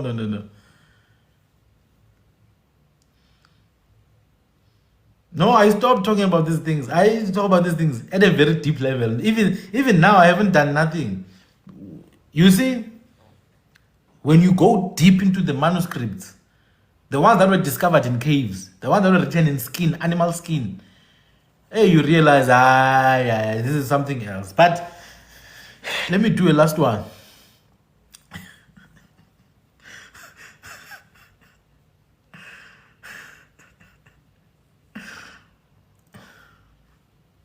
Uyakuba. Yay, Yakub. When you walk, ne? When you walk and then you hit against a stone, tell me, what do you describe that, Makos? If you are walking and then you hit against a stone or something drags your leg, what do you say? Sorry, man, guys. I used mouthwash, so there's something here. Uyakubeka from the word ukukuba. Now, do you know the story of the boy who was named Yakub and his brother Ishau? Now, Ishau is said to have he had red skin and hair all over. Now, Amazulu will tell me what is Ishau ngesizulu. And then Ishau was holding the leg. Hey, Unodang is doing damage control. Don't worry, no, Dange, don't worry. This is just a once-off thing. I'm not going to talk about this again. Now,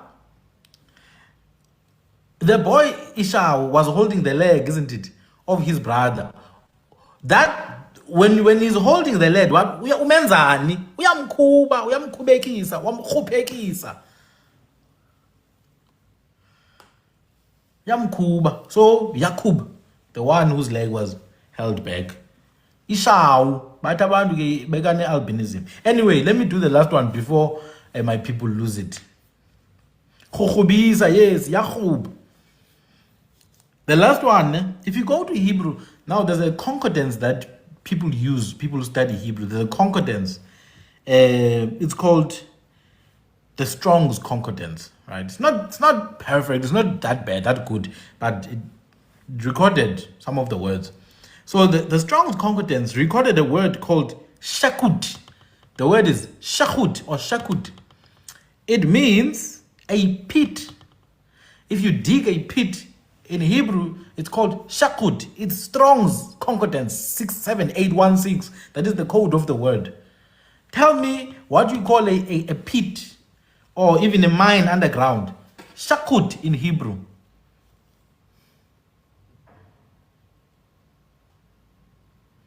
Shakut. Kisi what? Sisindoni? You know, we always say, Sizulu says Sikodi. Yeah, it's Kodi. Sikodi. All right, I'm done with Hebrew. Now I'm going to go to Sumerian. Again, all of this you can find once again in Kunkya. Now let's go to Sumerian. I want to show you something. If you go to Sumerian and you look for the word for myself, it's ge. It's ge or gai. It's like ki. Kinna o. Kinna. It's kinna. And you go to Tram, you find that ki, which means myself. You go to Tram, you find ki, which means myself. I'm going to the Seven Sisters, don't worry. You go to other Kunkia, you find ki, which means me. You find ngi. Even in Ngung, you find ngi, which means myself. You find di. Even in Chwau, di means myself. That's why in Kora we say ti. In Kora, we say ti. When I want to say I'm good, I will say tirna kai. Kai means good, mos. Tiri, dim. Na is a progressive, which is ndiya. Tirna, ndiya. Kai, diya kaya. Dilikai, I am happy. Tirna kai. So that T, that D, that key is the same. You find it in Sumerian as well. It's a key. You go to Sumerian, you look for the pronoun. It's ene or ane, him, which is yena. You go to Sumerian, the word for flesh or meat is uzu. Now tell me, what is uzu? And if you look at the cuneiform, the drawing, it's a person who's sleeping, a body of a person. The way they drew it, it's the body of a person. Uzu. Yes, usu. In fact, in IsiXhosa, it means skin, not just the stomach. It also means the skin. Like if I say your skin is nice, I'll say, ulusu lwakho luhle.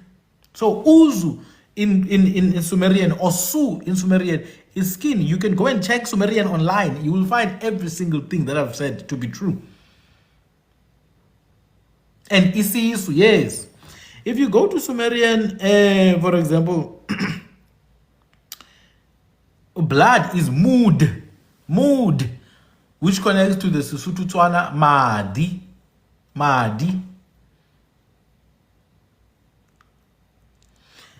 Another one in Sumerian, a road is sila. Remember, I told you the road in Lingala is nzela. In Sumerian, the road is sila. Kitsila. Umzila. So, even in Hebrew, you will still find zila. Even in Sumerian, you will still find zila. Even in Kikongo, you still find umzila. Even in Lingala, you still find umzila. How do you then decide which one you come from? How about maybe they all come from you? Skatumzila. Now remember the word I spoke about in Hebrew, khar for a hill, or a mountain. It's kur in Sumerian, which is ukhalo. The last word in Sumerian is the word for tongue, imi, the tongue, imi or eme, which we call limi, lilimi lintu. The tongue is black. That's part one. Part two of Sumerian.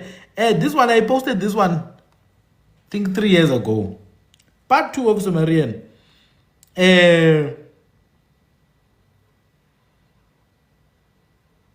When something is thick, in Sumerian, it's called kul. It's kul when it's thick. It's kul, which is kulu. Now, Kuru is also found in Kunkia. It's Guru. When something is big, it's Guru. In fact, in Kunkia, you actually find the source Ku.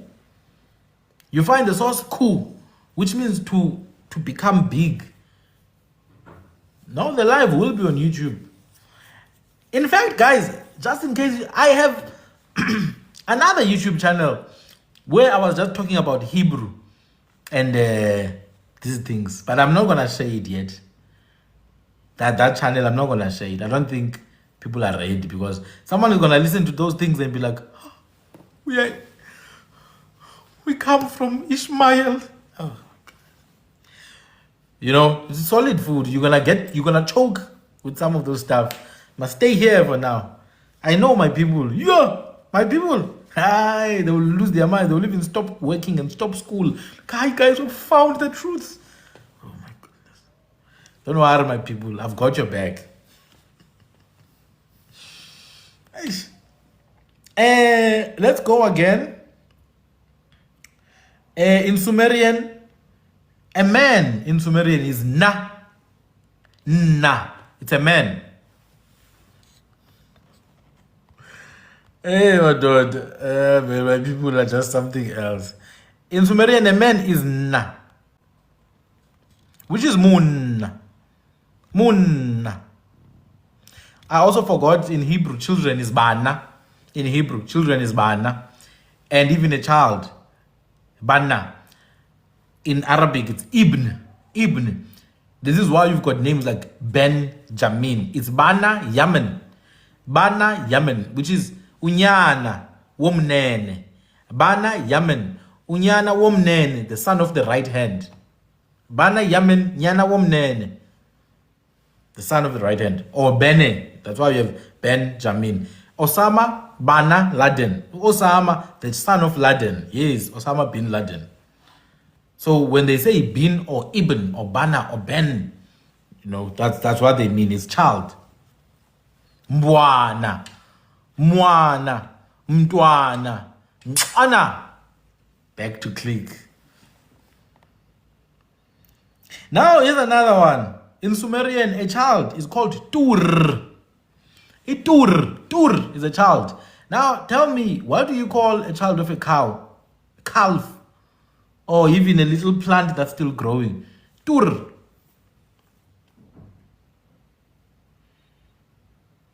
Tur.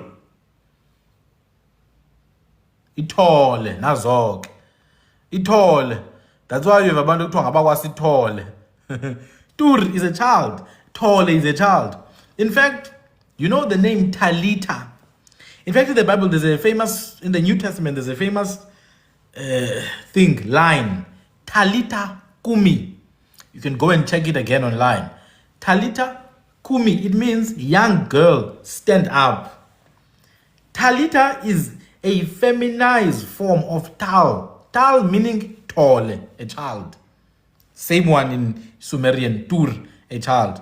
Talita, that ta is basically a feminine suffix. It's talta, young child, young female child. Kumi is ukuma. Talita kaume, young tolekazi, kaume, little young girl, stand up. In fact, let me give you another one. That's Aramaic, by the way. That's not Hebrew. New Testament, that's Aramaic. Let me give you another one. Have you heard of that line? Maranatha. May the Lord come. If you have heard of it, just write it down so that people know I'm not making this stuff up. Maranatha. Yes. What is a chief or a lord or a king? Kasisutu. Muranatha, man. Yay.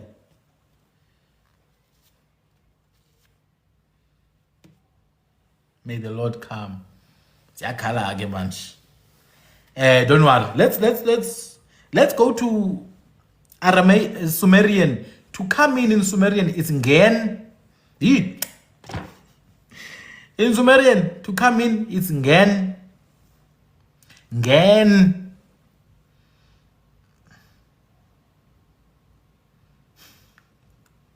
It's ngena. Yeah.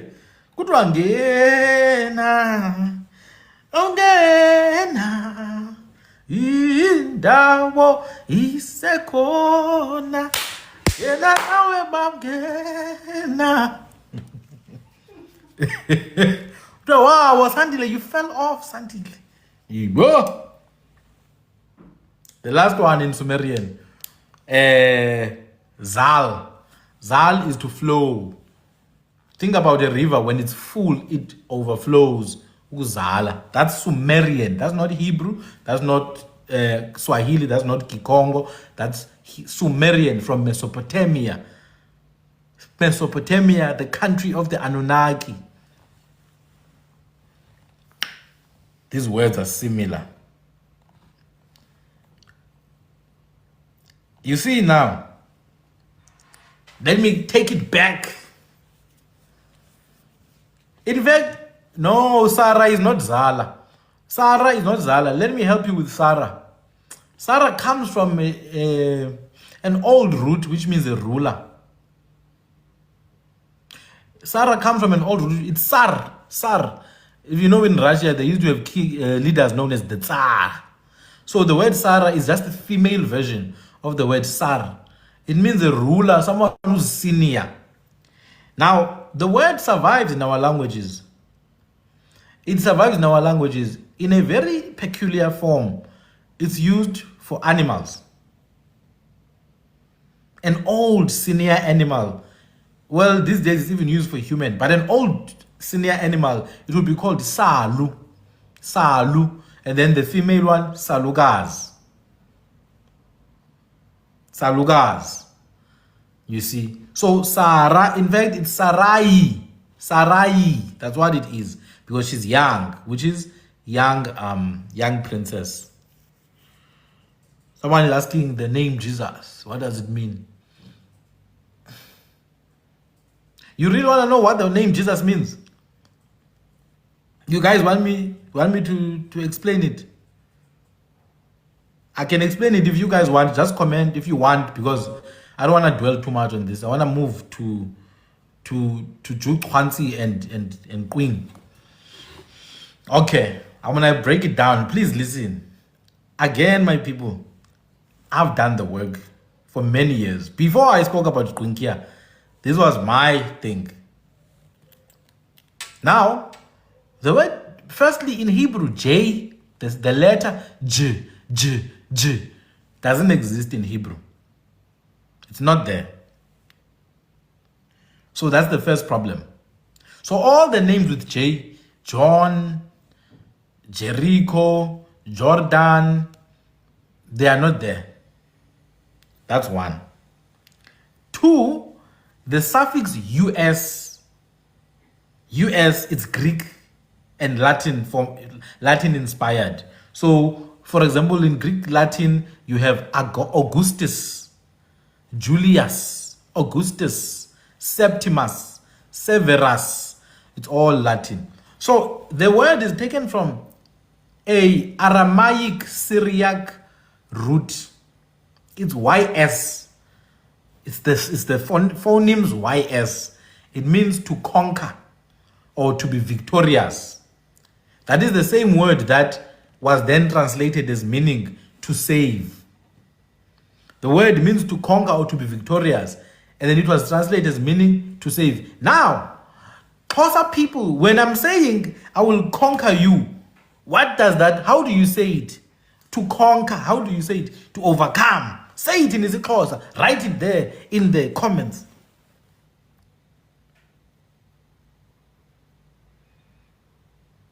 Please write it there in the comments. Now, uko yisa. Yisa. That's the word you are looking for. Yisa. Yisa is the infinitive form of the verb overcome. That's literally what Yisa means. It means overcome. Now go to Arabic. Find the name for Jesus in Arabic. If anyone knows, write it down.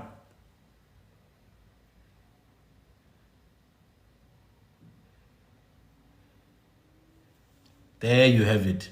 So in Aramaic, which was the language that was spoken in the time that the Bible, the New Testament, was happening about 2,000 years ago. It was not Hebrew. It was absolutely not Hebrew. Remember, that region used to be oppressed, enslaved, colonized. In those days, that region was absolutely colonized by the Romans, and people spoke Aramaic, not Hebrew. Because the Hebrew speakers had been enslaved many times and dispersed in the whole world. So it was under the Romans now. That's why they talk about Herod and the Kaiser, you know. Now, the word Isa is the Arabic rendering of the Aramaic Yiso. Yiso. Yiso meaning salvation in the sense of conquest. Uyiso. Now, who's that singer? Is it because I cry too often? And he sings the song Seasons, man.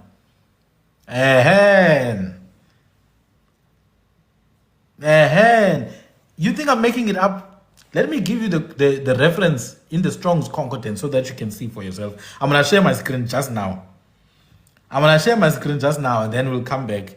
Because I want to show you, this is Aramaic. We're going to go to Hebrew. Because people have the tendency of not explaining the context. I'm going to give you, because the words were in Aramaic. That's why all the neighboring languages always have a version of Yisa, Yiso, Yisu, etc. It means to conquer, to overcome, and therefore to save, or salvation in of itself.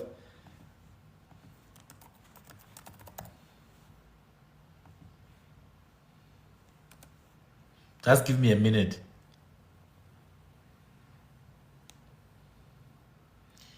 We used to sing when we were at school.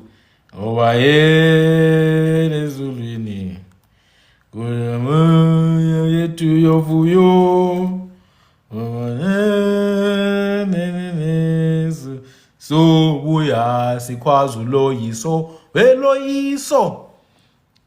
When we get to heaven, we'll shout Eloyiso, which is victory or salvation. You get it? Now, I'm gonna share my screen quickly. Just bear with me here. Just bear with me. And then we'll move from this subject. I don't like to talk about this subject.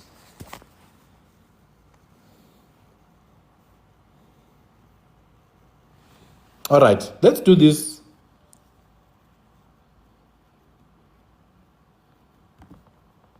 Now, this is Hebrew.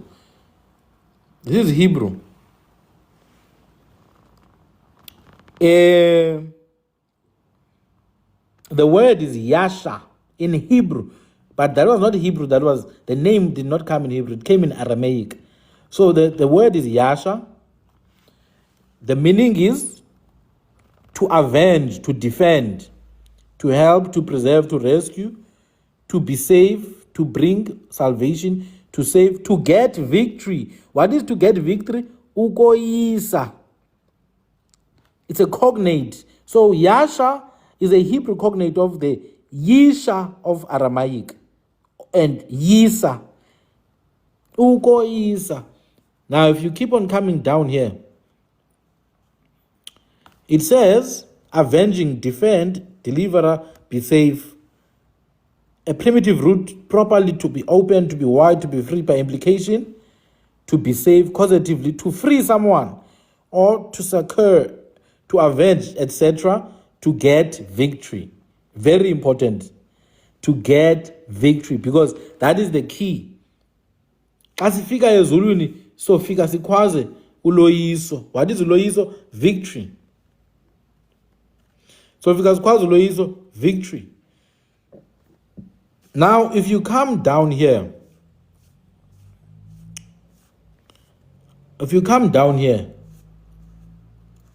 I want to show you the various versions of the word.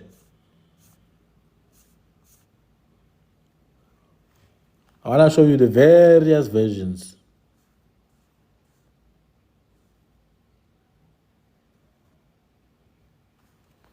You see, if you read here, for example, these are the various versions of the word. Lihoshiaka, Lihoshia, Lihoshia, Lihoshieni, Lihoshia, etc., etc., etc. It's not just one. There are many, because these were tribes speaking many languages. So there was no one way to pronounce. But yes, in Aramaic, it's Yiso. That's it. Yiso, and Yesu was the closest thing, I guess, you see. Yesu was the closest thing to that Aramaic form. Yiso. Now, that is Aramaic. In Hebrew, it's Yasha, Yeshu, and Yeshua. That is what it is, really. It is Yeshua. Some people even take it further and add the word Yah and said it's Yahoshua. You see, Yah in reference to the Father. Then they say Yahoshua, the Father saves. You get what I'm saying? But really, it's Yisho. Uyiso, Uloyiso. There are other forms here that I have. I think I wrote this years ago, but I still have it here. So if you come here, Strong's 3467, to deliver, to gain victory. And then Strong's 3468 is the actual word. That means deliverance, rescue, salvation, safety, welfare. Look at these other forms. It's Liyesa, Liyesa, Liyisa, Liyesua, Liyeshua, Lo Yisua. Yes. Yiso, El Yiso, etc. You know, I can even write in Paleo script, by the way. I can even write it. If you didn't know, now you know. I write in Paleo script when I want. In my Facebook profile, actually, I have written in this script. I write in Paleo script. Look, this is all that I've written this. See, this is a Hebrew word, Ada. What do you think Ada means? It means to widen. To widen, Ada. But now let's go back. You see that word, Tsepo, Tsepo, Sembo, Temba, Tseba, Tsemba. To hope, to be faithful, to expect, to trust. It's the Strong's 6825. Now, if you come here, excuse me. If you come here to the Strong's Concordance, and then this is where you put the number. Ne? The number we want is 6825, so you'll put 6825 here. 6825.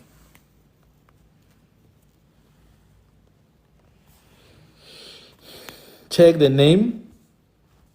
Check the name, my people. What is the name, please? Read it. Write it down.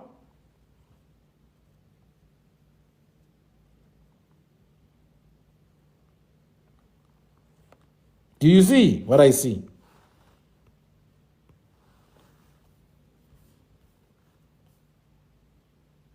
It's the name of a person. It's the name of a person. It's not me. It's the name of a person. It comes from this root. It means to watch, to eagerly watch, to keep on the lookout. Like, that's going to appear. There's something that's going to appear. To watch, to keep watch, to expect, to await, which means to await, to expect something. Yeah, this is Hebrew. Tsapa, Hebrew. The same one, remember I showed you in Kikongo as well, Sembo. I'm going to show you in other languages too. You will see it's the same. It's the same. Now let's check that that Loiso. I want you to see the Loiso for yourself. What is the code? It's 3467. 3467. I want you to see it for yourself. 3467.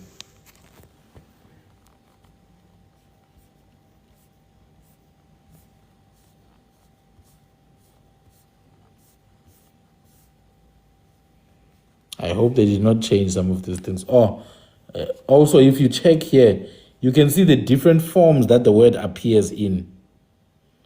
These are the different forms that the word appears and how many times the word has been seen to appear.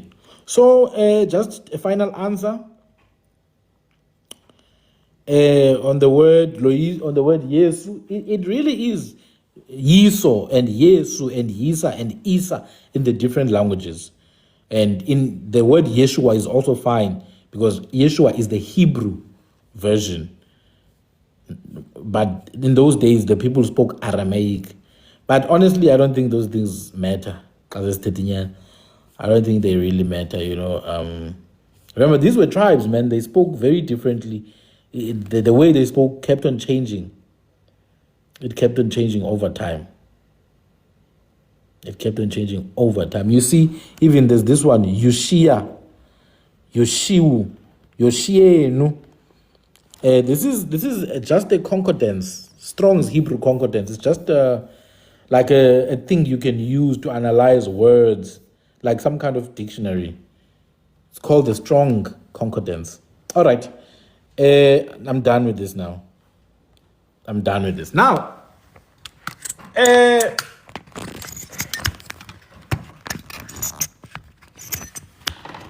I think I've caused some damage for some of you guys, some mental scars.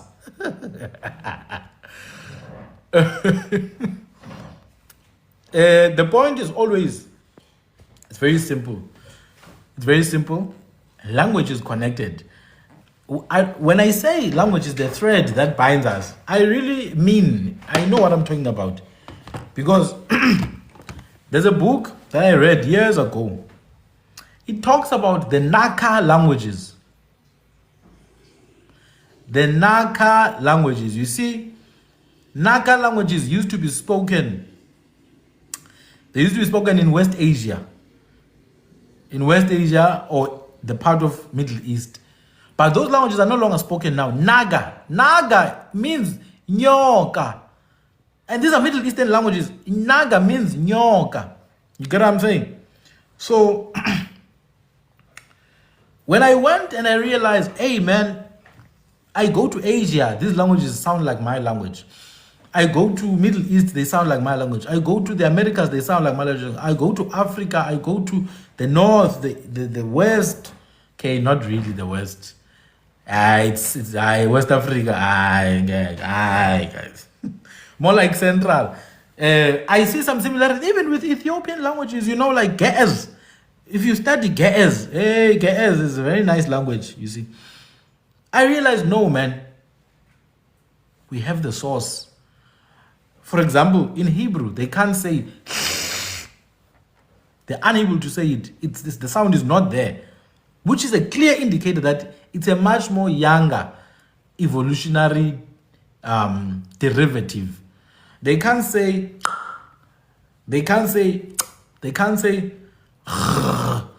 So for in Hebrew, it changes either to H or to sh, to the sibilant sh. You understand? Even the word batu. Hey, I think I'm not gonna show that one. I think once I show the word batu, it's fine. It's fine. I'm not gonna show that one. Now let's go to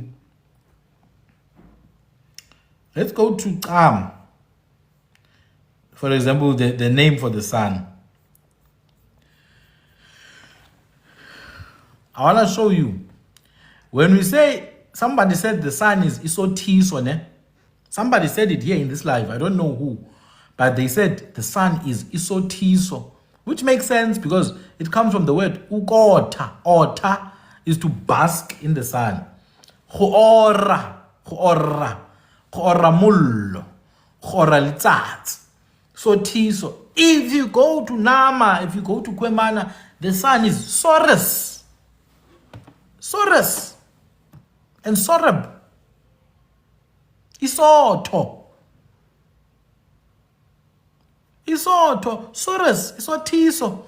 Because it comes from that same source.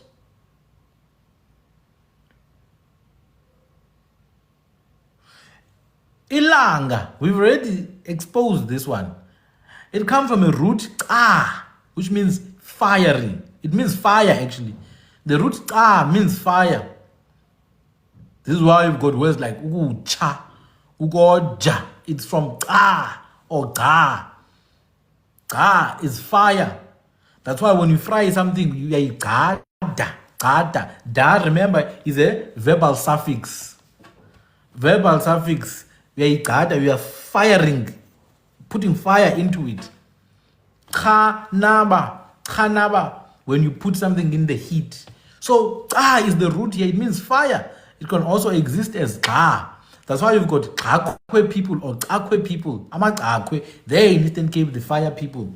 Another form of the word for fire is ge. Yes, ge, like egui. We know that one too. But now, there's a possessive that you can add. Haka, which means fire-like or of the fire or the object that is like fire. Haka. There's the brother there, Khosi Kabiseb. He posted a video, Unkos Kabis. Posted a video talking about this. So when you say haka, it's fire-like or derived from fire. Umnyanyiso, umnyenye. So it's haka, which gives you langa. That's why you have the word kakama, kakamela, ilanga. You are haka. Haka means to take in the heat. And the sun itself. In fact, back to that somiso and sotiso. You know sotiso connects to Kora and Nama Sores. Somiso, which is another epithet of the sun because it dries things up. You know the name of the sun in Hebrew? It's Shemesh. Not just Hebrew, okay? A lot of those languages. Yabo. A lot of those languages. It's Shemesh. Shemesh. Somiso. The agent of heat which causes drying, which causes drought. Khomisho, yes. So, haka is langa. Langa. This is why now when something is flaring up, oh yes, kaka as well, kaka, ukuti kaka, to be bright like the sun. When something is flaring up and shows now flames, we say langabi or lilakabi. It's hakamtwi. Ha, ka, and twi. Hot, red. That's what twi means. It's red. Hakamtwi, red hot object of the fire.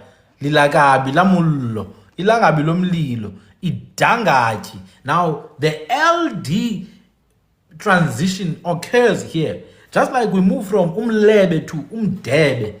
Just like we move from ukulima to indima. Just like we move from ukuloba to ukudweba. We also move from ilangaji to idangaji.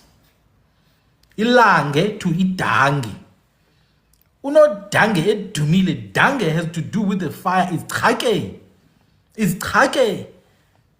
Which gets also further expressed as qange. Iqange lomlilo. Idange lomlilo.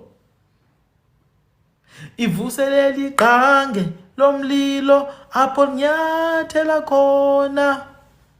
Ezinene mamisa ihisa diathuthunjelwa. Vumani bo, yeah, vumani bo.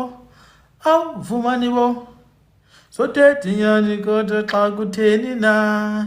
Sothethi nyani ho mnandoyika. Ithi ivuselela iqhange lomlilo apho ninyathela khona. Qhange is chake. Idange. That's why you have amaXhosa known as imidange. Oh, chiwa kamdange madoda. That's why you have amaZulu known as onodange edumile. It has to do with someone who's passionate, someone who has short temper, because it's an expression and a manifestation of fire within them. Ziyakhala ke manje. Ash. Thank you guys. Thank you. Idanga lomlilo litaka. Idanga lomlilo. I was looking for something, I forgot now what I was looking for. I'm sorry, I forgot. I think it's fine. I will abort. When I remember what I was looking for, I will show you guys. There's something I was looking for. I forgot it now. So my argument is very easy. The reason why I'm showing all of this, the reason why I'm showing all of this, perhaps to say, I've done the work, I'm not claiming people or whatever. I can sit with Arabs who speak Arabic and actually educate them. In fact, I've sat with them. I've got pictures if you want to see. From Egypt, from the United Arab Emirates, from Saudi Arabia. I've sat with them. I've educated them. I've educated them on language, on their language, which they don't know very well.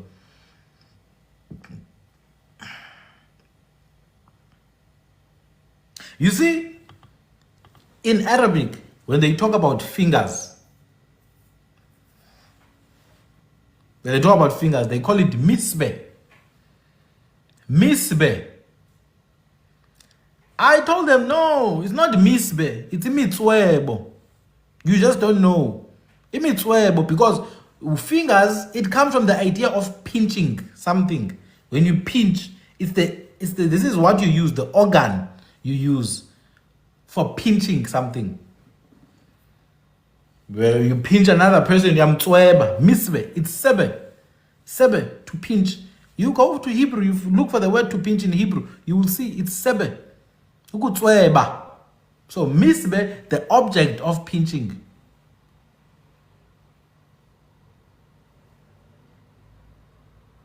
Hey, they were shocked, those guys. Fortunately, those ones were people with money, so they were sitting down and listening thoroughly. You think Tsweba or Tsipa is the original? Try and find Tri. You realize Tri, it's Trip when you use Nama and Kwemana. No, I will teach the Arabs. I will teach the Hebrews, the Jews and whatever. I teach them if they want to listen. If they don't want, they can go to hell. I don't give a damn. Because these people, the languages they speak, it's new things, man, that develop now, You think the Hebrew that is there now in the books is the same one that was spoken. They can't even translate some of the sounds. There's a sound called samech in Hebrew. Samech is actually shomeka, which comes from the click umeka. Because, let me teach you how the whole thing of alphabets. Let me teach you the alphabets, right? Just now, I'm going to do A, B, just a few of them. A, it's alap. Alap or alup. Ne? Think about the word that I mentioned when I was talking about sarai. That is actually sar, which is salu and salugas. It's the idea of seniority.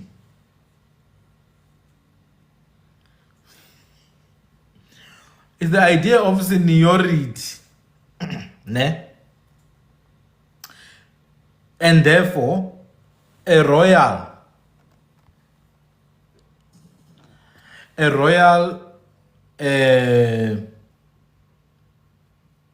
like a prince, whatever, will be called that because they occupy a senior position.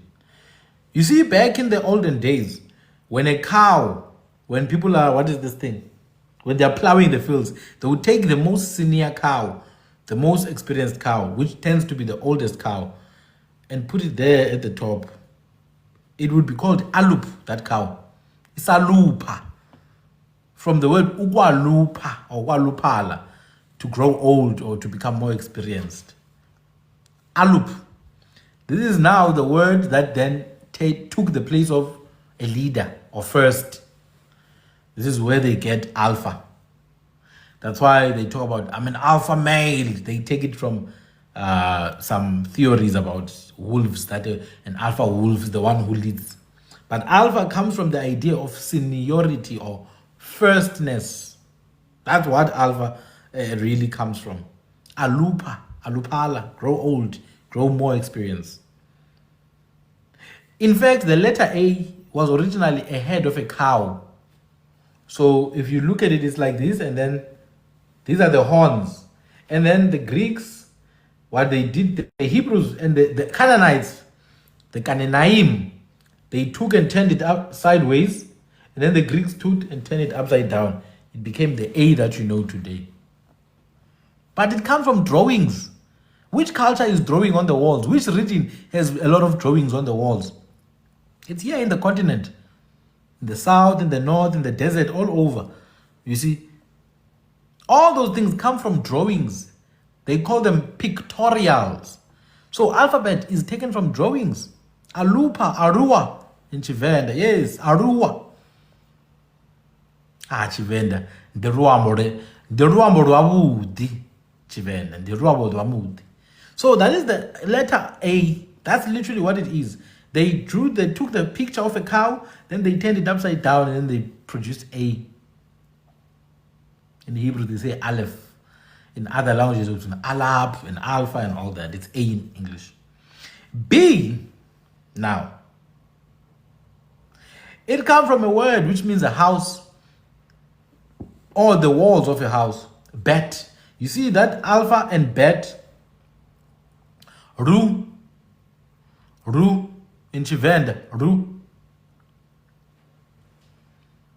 Arua. It's a retroflex. It's not the same L as the Nguni one. Lu. You see, in isiXhosa it's Alupa. In Chivenda it's Arua. Yeah, I'm not very perfect. I'm still practicing to this day. But I'm learning on my own, so yeah. But the Ruambo Rwabuti, I know that it's a very nice language. Now, let's continue. So when you look at the letter B, it's bet or bit. It means house or walls. Now, kilibota or bonda, or amaXhosa say botwe to refer to a house, especially the house where the queen lives. Botwe. Libota. Ibond. Now, the letter B, originally it was something like this. It was drawn like this. This is like, you see, when you look from above, this is the wall of a hut. And then this is the door. So the hut closes, it opens. Closes, it opens. This is the letter B. Then they turned it this way. Original B was like this. And then they closed it, and then they opened it up. But it's originally like this. Then they opened it up, and this is B today. From bet or bot or beat or bata. Even in Central Africa, if you go to Congo, some languages for house, they say bete. They say bete for a house. Libota, bonda, botwe. Yes. That's B. Do you understand that it was a drawing of a hut originally? Like the hut that we built here. Because the hut opens like this, most. And it closes. It opens. So it was drawn like this. So if you go to older orthographies, B is written more like this. Then they changed it, they made it like this, and then the B was like this. Now, the letter K, they call it K, and then they call it kaf. Kaf or kap. The letter K actually is the hand It's the hand. If you look at it, it's like the hand. You see? The hand that is grabbing something. It's a kaf or cup. Its name. But it's the hand that's grabbing something. Now, when you grab something, Tina City, oh, why eating kamfu? Oh, why eating kamfu? That's the letter K. It comes from the word which means to grab. But even that comes from the click kamfu. That's what I'm saying. It comes from the click kamfu, kamfu. That's where the letter K then is drawn. But it's a hand original. It was a hand. The letter G. The letter G, which is Gimel and Gamma. It's actually a click. But before it was a click, now think about it. Ne? Think about it this way. The letter G is something like this. Like something on the back of something else. Don't worry about this G that you see today. It was something like this. This is an animal and then there's something on the back of the animal. A load. What do you say when something is riding on another? It's Gimel. They call it Gimel, they call it Gamma. When you put something on top of another, whether it's your head on top of a pillow, or it's your body on top of a horse, or it's a load on top of a horse, what is the word that you use? There you have it.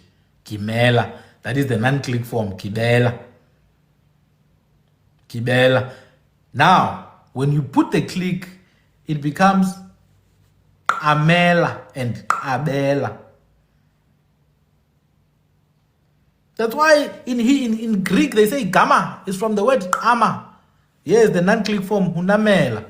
It's Abela, Namela, Gamela. That's the letter G. It's a camel. That's where then the word camel comes from. Because the camel has a thing there on its back.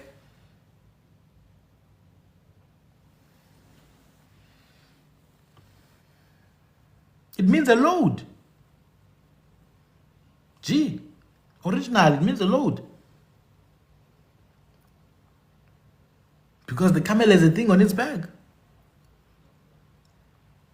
It was a drawing, once again, of an animal. It could be any animal that has something on its back or people riding it. I'm just showing you these complex looking alphabets today were pictures on walls, on caves. In many areas, the pictures are still there. In Kemet, for example, the pictures are still there. In South Africa, the walls still are full of pictures of people's faces and animals and all that. Let's look for another letter. There's a letter that developed from teeth. Literally. From teeth. What do you call this thing? The gum. What do you call the gum?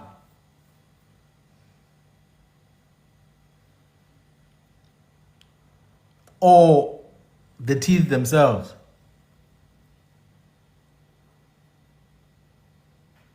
Marini. Insini. Insini. Or is it sini?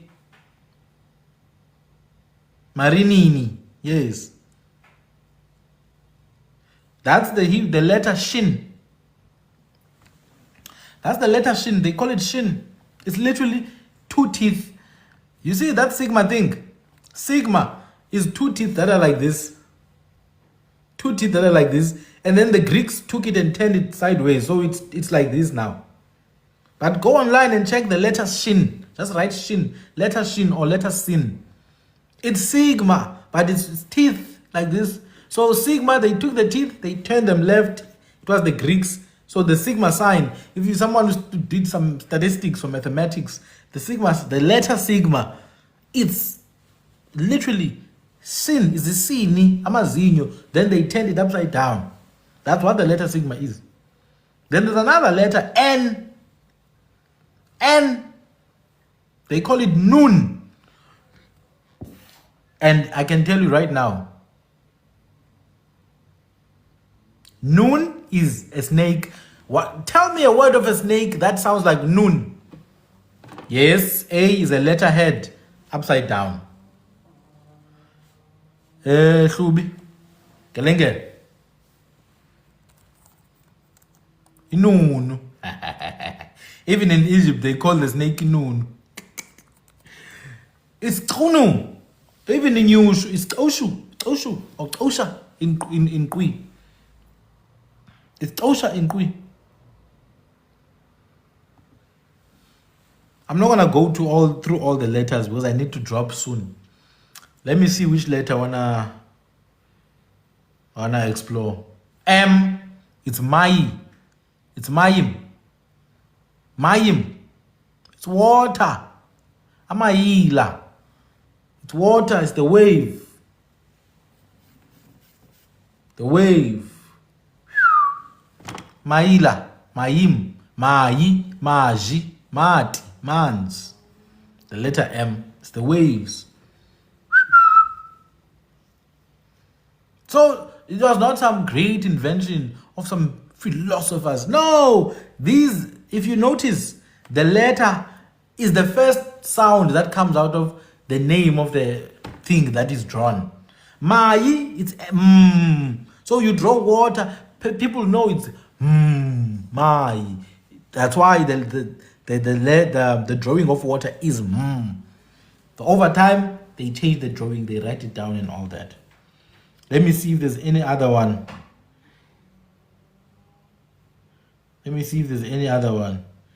Okay, there's one, Heta.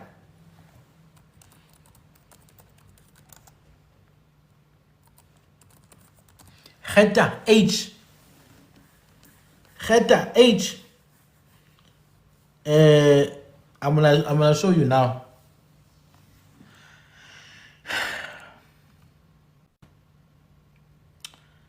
Heta is H. This one is actually khati or kati. It comes from the idea of cutting something in half. Ebukatini, bukhari, something along those lines. It's khati or khata. It's the letter H. So the letter H in reality, it's two pillars, and then there's a crossbar in the middle. Khati, crossbar in the middle. That's where you get half.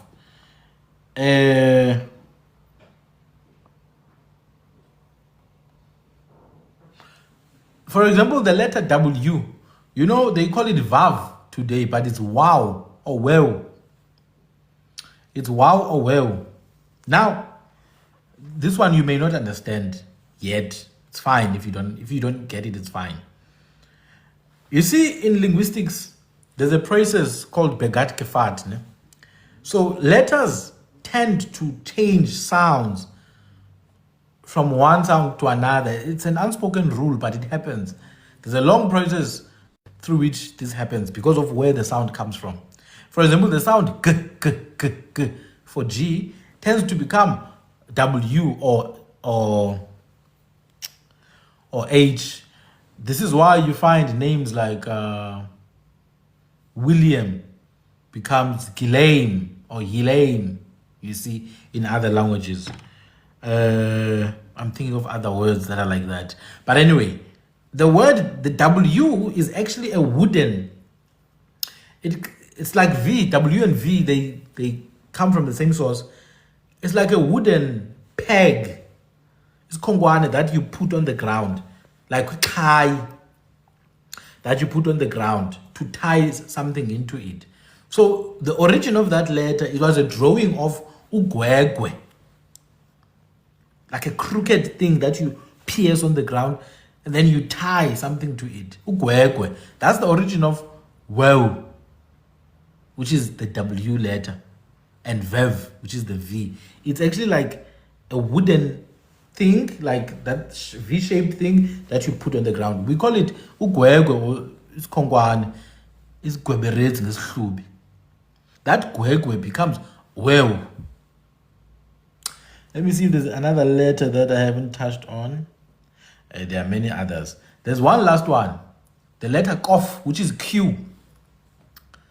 The letter Kof, which is Q. It's called Kof. You know that letter? It's actually the I and one eyelash. What do you call the lash of the eye or the iris of the eye in your language.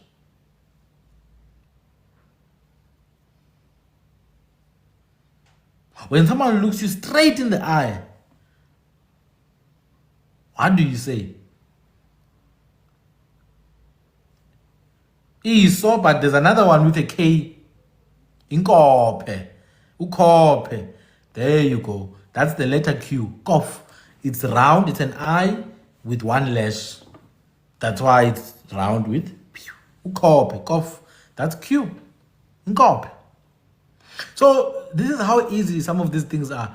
Even if you go to things like mathematics and all that, they would have you believe that these are some strange concepts that nobody knows about. E equals mc squared. What they're really saying is that energy and mass are related. The more the mass, the more the energy that is needed for anything. Something that has a big mass, it stores big energy. Something that has a small mass, it stores small energy. A fat person requires more energy. They require more food. But also they have more weight. That's what E is equal to mc squared. Energy is mass and then speed of light. That is irrelevant. Some of these concepts are not as difficult as people make them to seem. Science, language, all these things, they're not as. You go to computer science, they want to confuse you. Oh no, it's the processor. But if you look at the processor, it's just a bunch of electric switches inside that small processor disk or chip, whatever. It's literally a billion switches in there.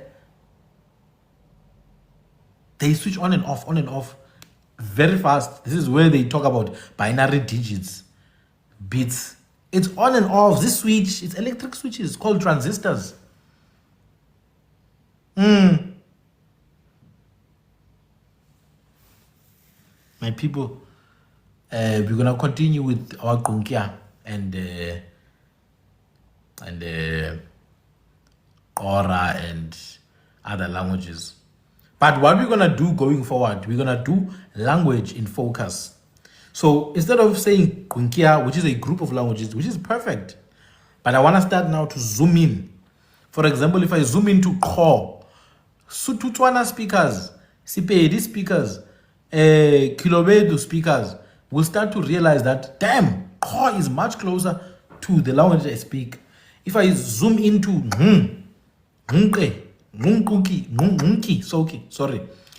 Ngqwa Kunkia is the actual way to say it. The language of the Ngqu people is called Ngqwa Kunkia. Once I zoom into that language, if you speak Sotho or Zulu, you will realize, or even Xhosa, this is my language. Once I zoom into Cham, if you are a Xhosa speaker, that one, Cham, will put you to sleep. So that's what we're going to start doing now. Maybe in the live, I'll do one language in depth. I'll do Khegwi in depth so that you can actually have direction. Because when I say Kunkia, it's overall. It's written like that. It's You could put an apostrophe there as well. It's Nging. It means in the house. It means house. Nging. It's house. But it also means to stay. Also means to stay. Now think about a house as a place to stay. So the people of the house, their clan name is Ngqu. It's the house clan. Or the name of their clan, name of their nation is Ngqu. So they are Ngqwa or Ngqe. Yes, it's in Ngqongweni. Now you get it. That's why they say Ngqu. And then a relative group to them is Ngqu. Ngqu, which means dark. Nsundu. But even the word mnyama, you know the word nsundu, the word sutu, the word mnyama, all of them, you find them in Kwi and Kwe. Because nsundu, it's nsu and ndu. If you go to Khung and Junquansi, you find nsu and ndu. It's irrelevant. It means dark brown or brown. Not really black, because black is ufipa. The real word for black is ufipa.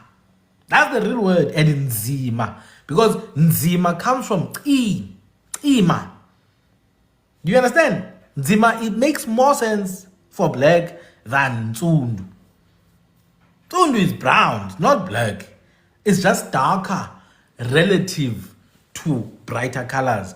But nzima, that one now that's proper because it's relative to the word hutima and utima. Now, nsu, you go to Krum, you find the word nsu, dark. Ndu as well, you go to Krum, you find the word ndu, dark. So nsundu is like a double meaning. Double meaning. Nsundu, dark brown or brown or darker shade. Whereas khai is lighter shade. You know, we do have a clan called Abantu bakwaChai, the Chai people. So the relative group to the people of the house, is the people of the dark people or the dark clan or the brown clan, the Ngu people. Ngu. So the names actually are how the people refer to themselves. Ngu, Ngu, Nama. Now, if you go to the Nama language, did you know that the word Nama means what? Do you know what the word Nama means? It means brown.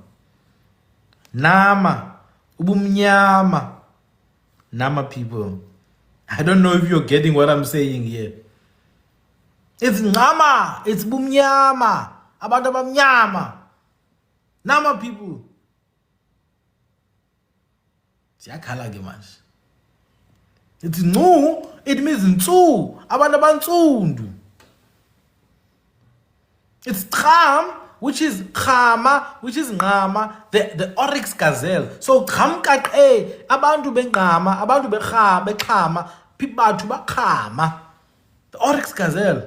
Inkukama. So when they say Cham, they say Nkama, Inkukama. Cham kaqe, abantu benkukama.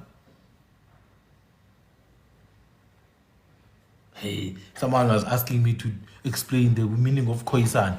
How many times must we say there's no such a thing as Khoisan? It's Kwe. A person, Kwe. Ina Kwe. I would say that if you are a guy with a big muscular frame, if you're a guy with a big forehead, Chiba Kwe. Chibakwe. That's how I would say it.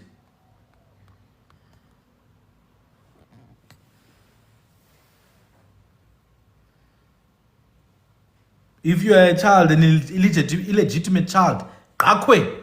Because Ga is to have in a wrong way. That's ukudla. Ukudla, ukudla. Uyamudla.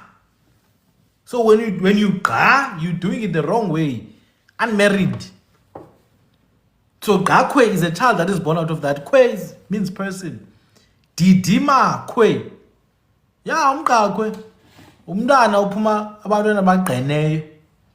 Didima Kwe. Didi. You are shaking. Didi. You are didizela. You can't walk. You can't stand. Ma. You can't stand. Kwe person. Didima Kwe. Someone's unable to stand. Gcinakwe, Chibakwe, Gakwe, Didimakwe. All the words have Kwe. So Kwe, I'm telling you, it's a person. In fact, there's a surname, esiXhoseni, right now. esiXhoseni, Kweyiya. Kweyiya. Why Kweyiya? Because Kweyi is the common singular form of Kwe. Now, when you refer to a man, you can say kwebe. You can say kwebe. Hey, lom kwebe lona. When you refer to a woman, you can say kwese. Kwese or kweshe. But when you want to say it generally, you say, and then kweta as well. Kweta. When you want to say now, in common, like the general way, you say kwei. Kweyi, a man of the people. A man of the people. You say Kweyi au. Au. Sobantu Kweyiya. That's a name there in the Eastern Cape. Many people called is Kweyiya. Or if you wanna reduplicate it, you say kwe. Now you can say yi, plural singular form. Yi. Kwe, our people. Kwe, our people. In fact, the word abakwe is not full. It's a shortened form. If you go to Kunkia, you find a full form. I just forgot what it's called. There's a guy who pasted it. I've seen it before. I'm not sure if it's Iyakwe. But in plural, what it really means is our people. Because Agiri, now you guys are related to these people now that you are married to.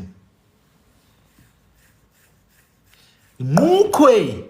It's a clan there in Eastern Cape, Ngukwe. It's the dark people.